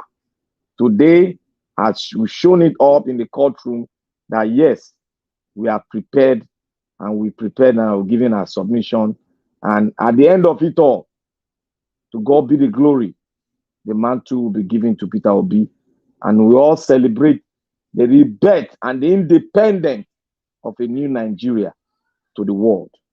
And this is going to be an example to the entire universe that being consistent and taking your battle as it comes without no throwing any fracas, or taking your battle to the court, you can still take your mantle back from the hands of the cheaters. So God bless every one of us. God bless Nigeria. God bless Peter Obi. Bless his family. Bless his mother. Bless everything concerning him for taking this battle, because a man has made himself available for this.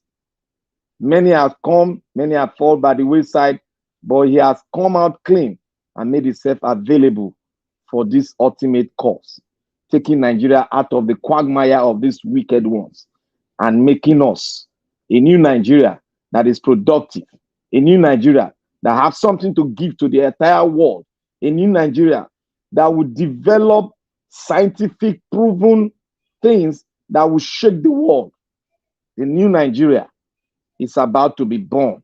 And that new Nigeria this year is going to be lifted up, because we are fighting a fight of faith.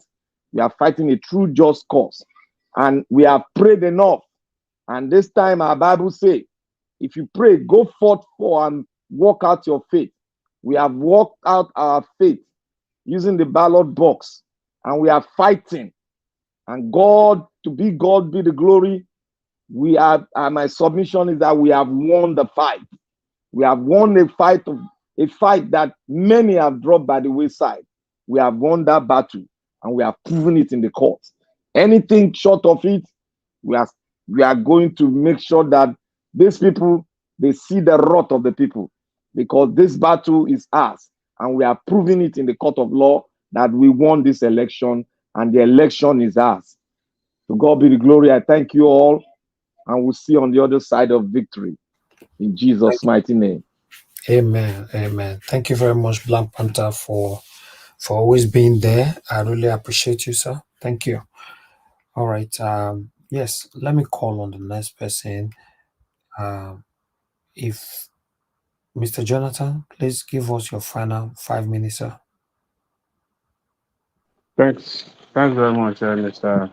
Elvis, and thanks for the opportunity, and to all the panelists. Thanks to you all. I just want to end on this note, on INEC. They started their review. I think there was a video. I think we showed a video on Mahmoud today. He talked about the election review. I think what Mahmoud needs to do is to come clean.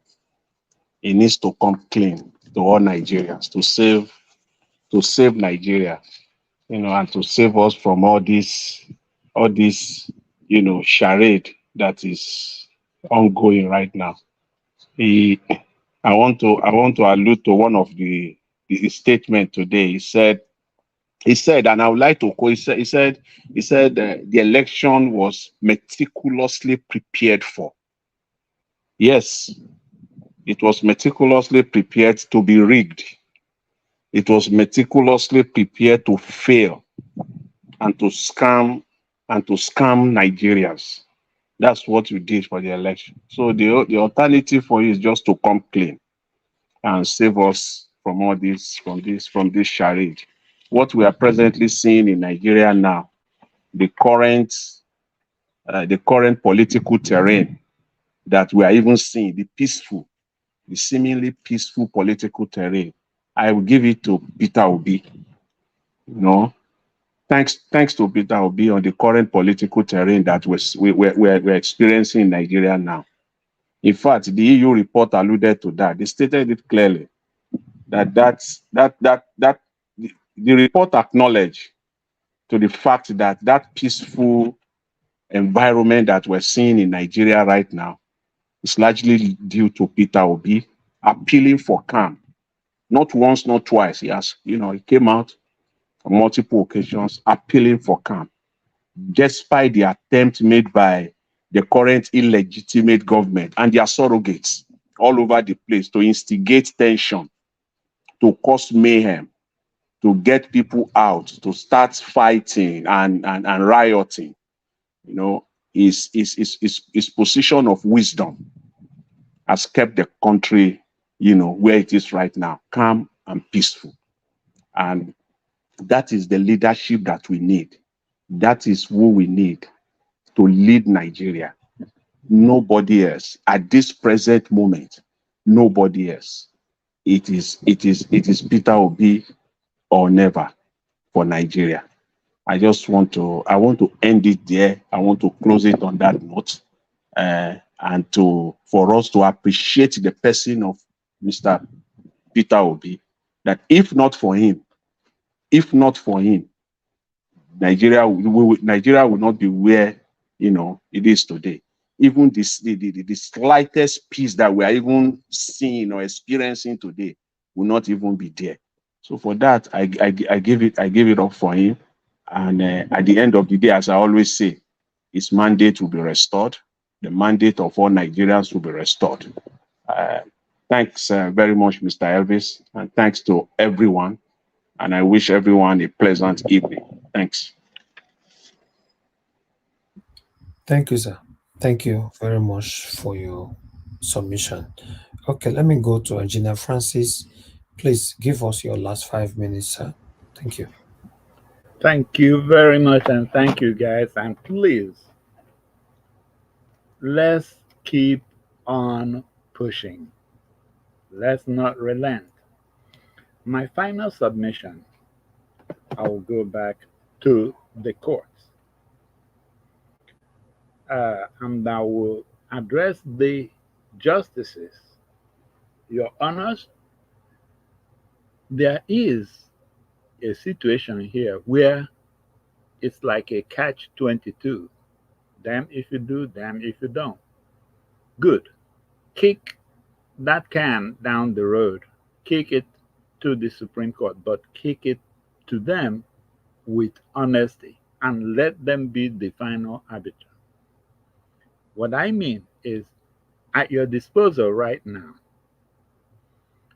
you have the Nigerian police with copies that are legible, that can be seen, of these result sheets that are in contest.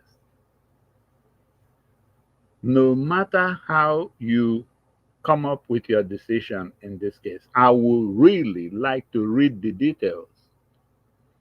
And please, do not think all Nigerians are idiots. When you write whatever led you to your decision in this case, make sure that you give me a good idea that you read and you saw, that you even examined those 18,000 blurred results and all those things. Make sure you mention it in your decision and let me read and see how you came to whatever decision you were coming to. Don't just write a one sentence decision and it will be all. Please show us that we are paying you, because you are being paid by us.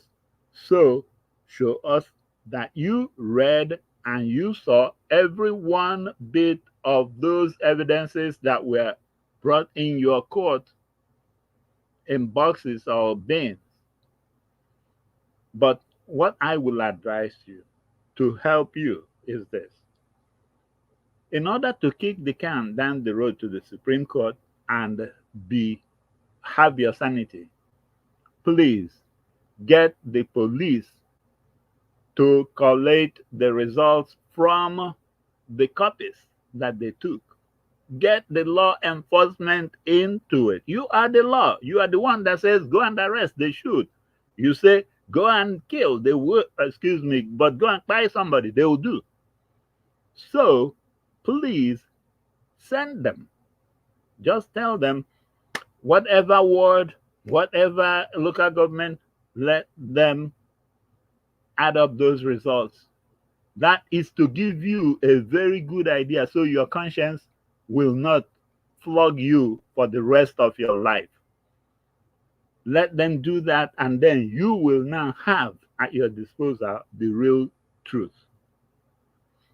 And like I said, when you come up with your decision or judgment, I would like to read that decision, how you came to it. So make sure you address all those pieces of evidence brought before you.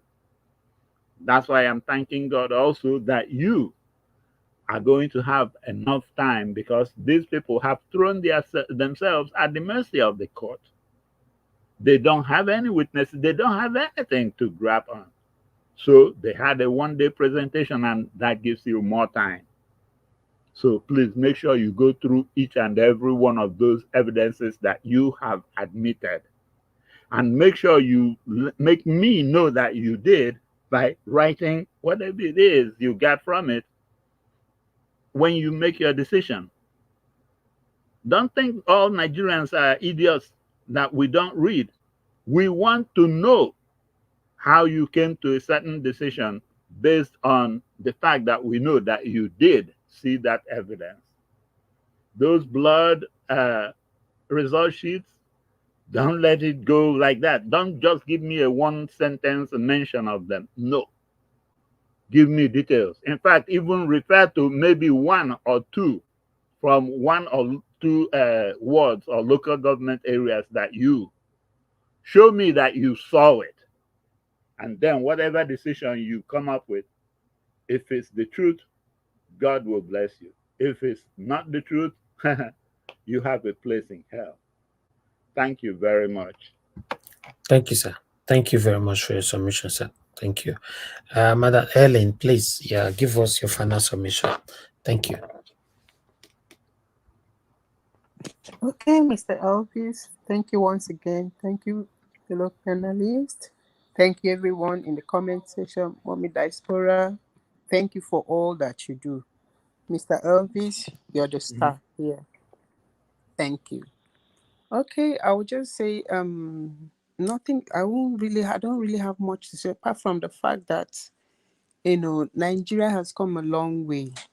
We've been kept in the dark for too long, but I thank God that people like you have been able to put us in the right direction and shown us the right way, the right things to do, the right demands to make. Because all this while, I believe we wanted something, but we didn't know how to go about, getting it.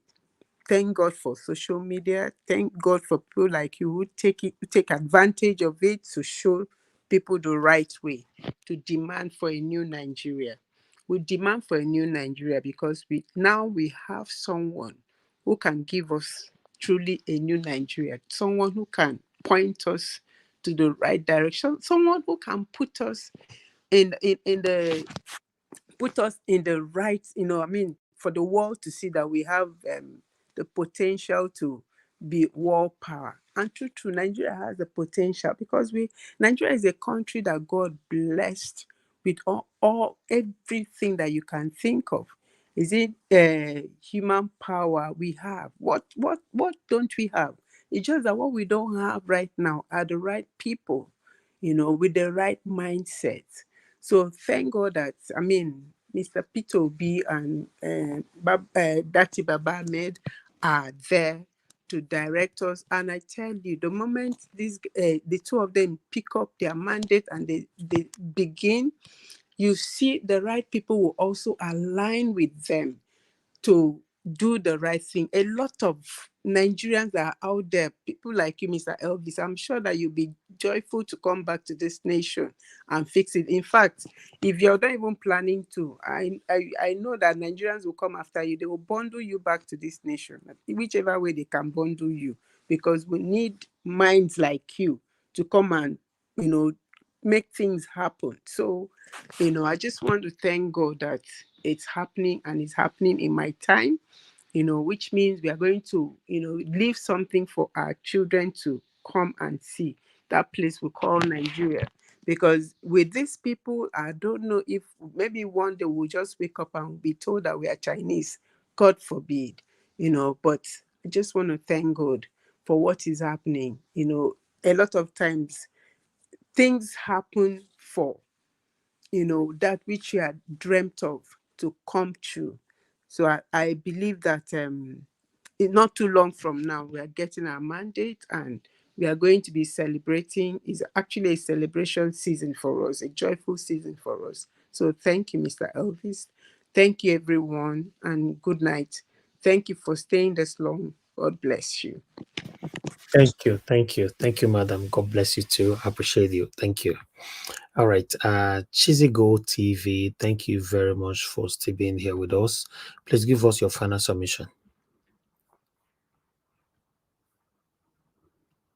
Okay. Let's assume you're not there. You're not available right now. I All right. I am. Okay, you are here. Okay, Sorry, good. I was Thank talking on mute. Okay, thank you. Yeah, I'm kind of starting to fall asleep. So, right. I'm glad that all these secrets that we didn't know before that is coming out now, that we have opportunity to learn about them. Like the thing you just read. If you didn't read them, believe me, people like me that have no idea about politics will never go and look it up, if you know what I mean. But so now I know, and it's prompted me to now to go read some certain things, document that I think that is important for my own education and for my own for me to learn more about the constitution of my own country and the way things are done. And this your channel is an eye opener for me.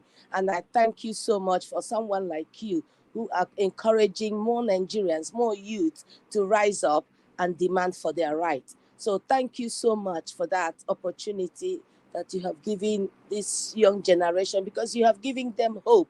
In Nigeria, most at times when things happen, we don't want to say our mind because people are afraid. Once you open your mouth, like they say, if you talk, you die. If you not talk, you die. So let's talk and die.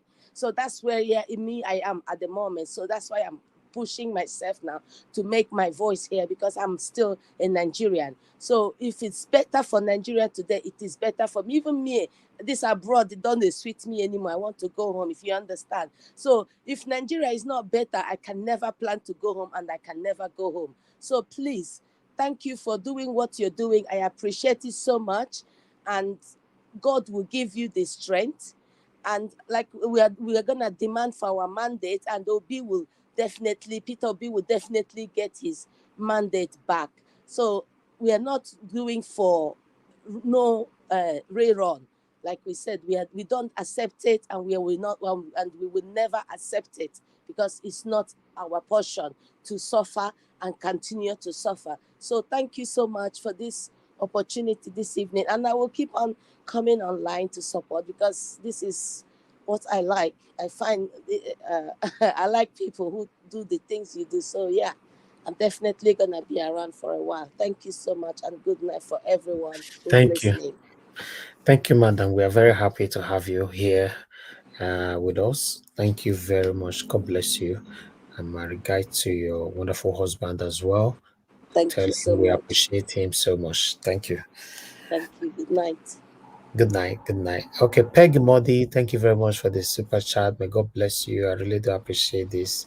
Thank you very much, madam. Thank you. All right. Let me. Okay, I think that is all right now. For everyone, my people. It's been a long day. Thank you. We've been on air since 9 a.m. in the morning. It's not easy. So I'll ask for permission for me to go have some rest. As you all know, once again, all cases have been closed. So we are waiting now for petitioner address and all that. Let me quickly take you guys through it again for you to know what we're talking about here. Yes, because the next stage now is this one that you have right there on the screen. So all cases have been closed. All cases that are supposed to go all the way till on the 17th of July is done. So now We are waiting for petitions, respondent's address, petitioner address, and yeah, adoption of address, and we wait for the pending judgment. So judgment, like I said before, from the beginning of this broadcast, judgment should be latest the way things is going right now, because it's moving very, very fast at this moment. So judgment should be before Friday next week. There should be judgment. Yeah. So I want to thank you all. I appreciate every one of you that have been praying for me, thanking me and all, encouraging me, supporting me financially, supporting me directly or indirectly, joining the panel, calling in, sharing our videos, liking our videos, joining the comment section, making it boomy, and all of you, all our spectators, want to say thank you. But one thing I want you guys to understand is that without you guys, I cannot do it. I will continue to remind you of that. All our subscribers, our new subscribers, God bless you all. Thank you very much. Without you all, everybody needs each other in life to grow. That's why we are behind Mr. Peter Obi today. Yes, I want us to get that right. Everybody needs each other's in life to grow. We are behind Mr. Peter Obi today. He didn't pay anybody, and you all are behind Mr. Peter Obi indirectly or directly. You're also behind me. You see, we need each other. That's why we shouldn't hate ourselves. We cannot guarantee each other that we will not quarrel. But if you quarrel and you've been called to it, just beg for forgiveness. That word "I'm sorry" is the biggest thing that have destroyed so many families, so many relationships, friendship, industries, so many things in life. That word "I'm sorry" is very, very heavy for some people. But when you have the ability to accommodate that word, I don't think you have problem with so many people. You know, so let's love ourselves. Let's care for ourselves. Unity is what we need in Nigeria. If we can have that, that will be very brilliant. You know, but for us to have unity, for us to love ourselves, we need to get the number one seat right. With this kind of people that is ruling us right now, we are not going anywhere. We're not going anywhere. Nigeria is not moving well. But meanwhile, let me take this call. I don't supposed to take call anymore. Lady Deborah, thanks for calling in. Please, you have only 1 minute, man. 1 minute. Please talk to us. Thank you.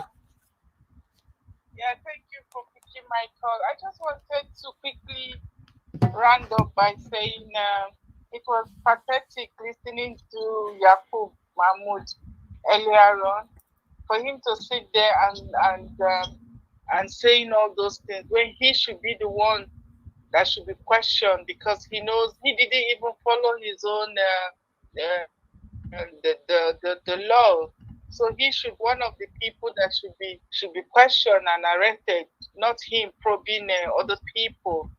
And regarding the rerun, I don't support that as well, because if INEC, the same INEC that has failed in every aspect, cannot conduct another election, and it takes a lot to start conducting elections. So I don't see how that is a possibility.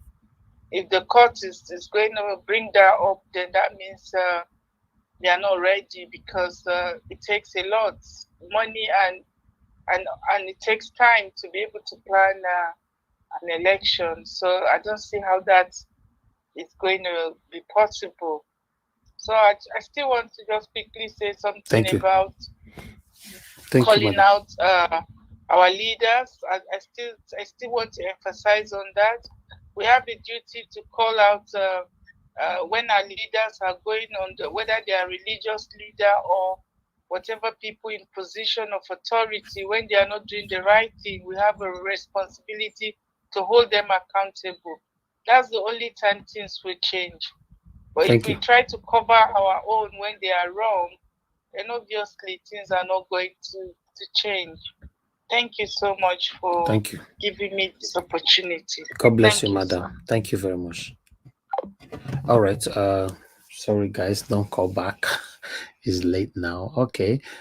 Like I was saying, but people, let's embrace love. Let's have the ability to manage human being. Nobody is perfect. I'm not a perfect person. You are not a perfect person, but the ability to manage ourselves is what matters so much. You know, that's why you see, I normally say here, despite that I'm angry that we have people that even support these satanic people. But if you look at it the other way around, both the supporters of the satanic APC and all of them, we all are Nigerians, right? Some of us are gullible. Some of us are confused. Some of us are not even understanding. You know, we don't know what is happening. We are ignorant. Yes, it's not enough to hate each other's. If Nigeria is better today, you'll be surprised. Those people that were supporting these people will now be saying, oh my God, because they've never experienced it before. Nigerian people have never experienced what they call benefit before, benefits. So how do you expect them to be, to understand what we are facing or what we are fighting for? For me, there are so many cases or so many times I've lost my job in the UK. Government will be paying me benefit until I find my job. So it's now up to me to look for a job or not. You know what that means? The government will be paying your rent. They will also be giving you money to be eating, comfortable life until you find your job. Because people were now taking advantage of it, the government now put what we call job seekers allowance, which you now have to be going to a job center every week to go and be signing, just to show that yes, you came in to tell them the effort you've put it in to look for a job.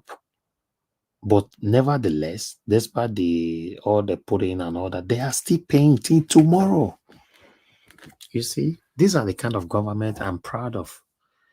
If you check our people fighting for this satanic government, if they have the opportunity, they don't have a job, somebody is looking after them, I don't think they'll be doing this for these people. But none of them, nobody cares about them. Nobody cares about anybody that lost their jobs in Nigeria. Nobody cares about a woman that just gave birth to a child.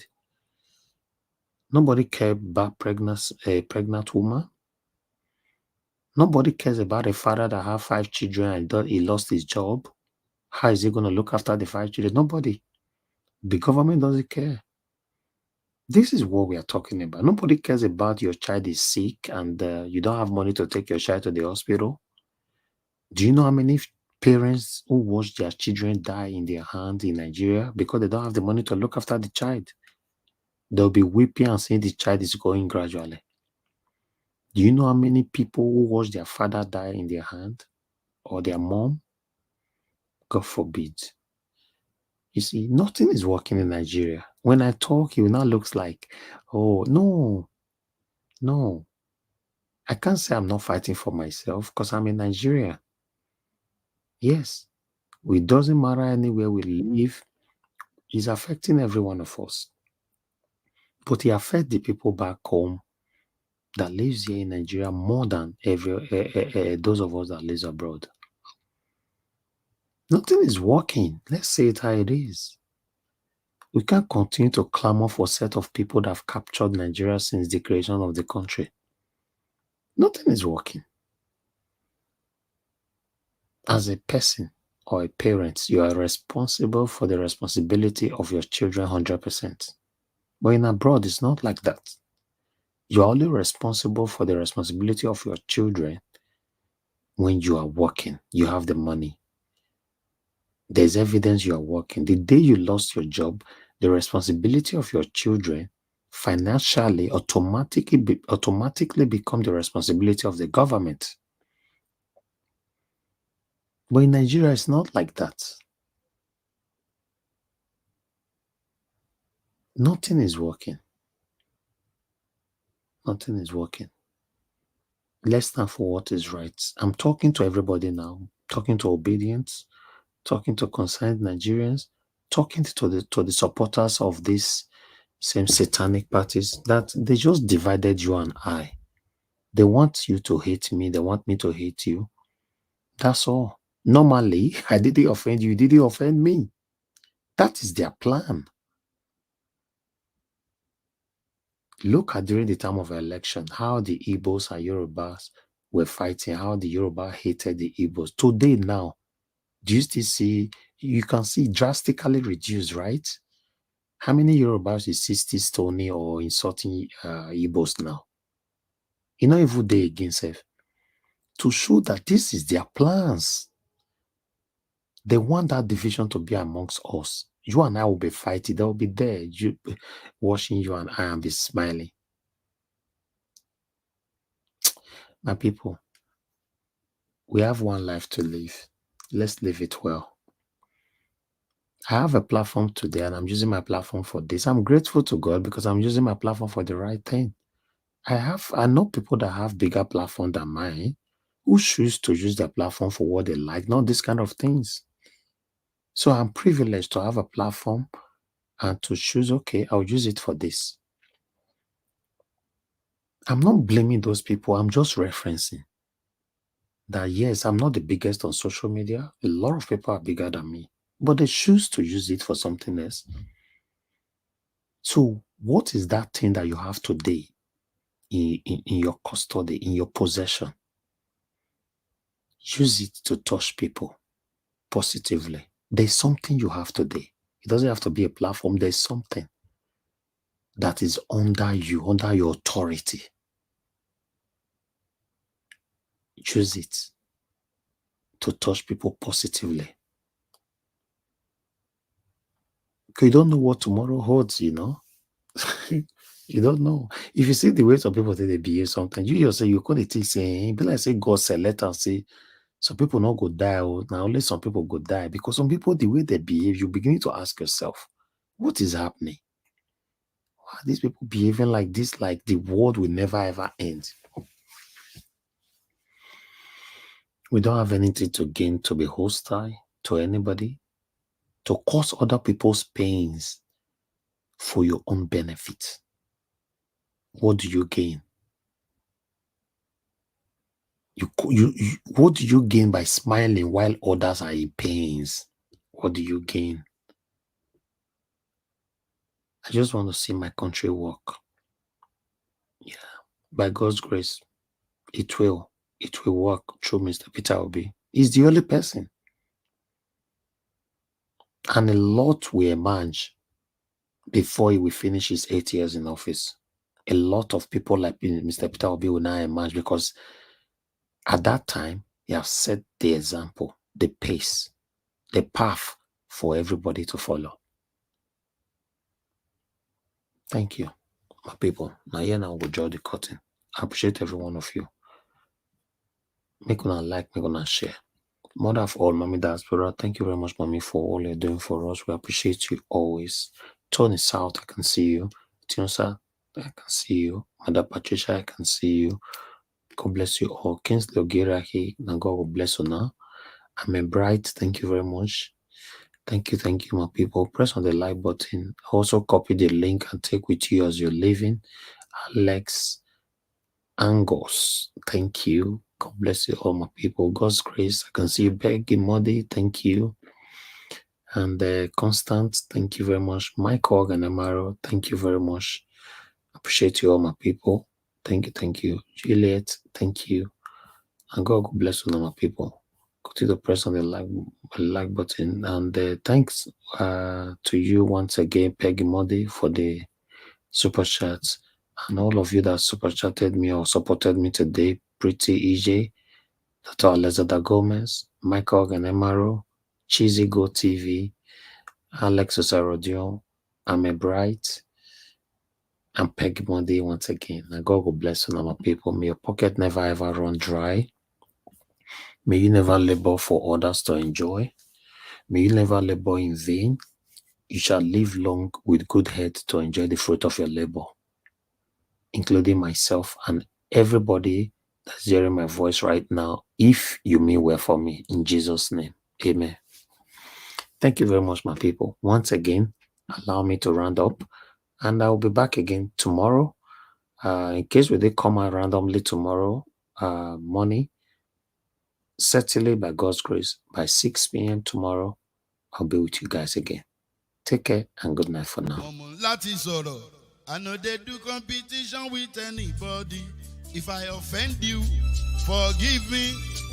Show me love. kó jẹ bizabiza. Ká máa bára wa lò nínú ìfẹ́ kan Akànbí. I no dey do competition with anybody. If I offend you, forgive me. Show me love, oh. I go show you love, oh. Ká máa bára wa lò nínú ìfẹ́ kan. But I no dey do competition with anybody.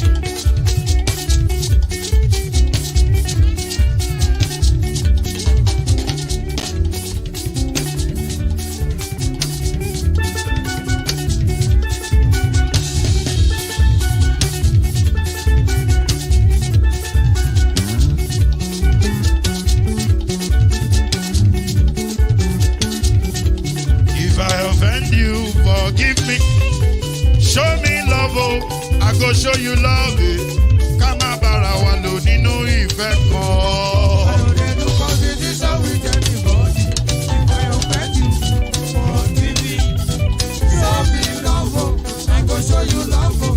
Ká má bára wa lò nínú ìfẹ́ kan.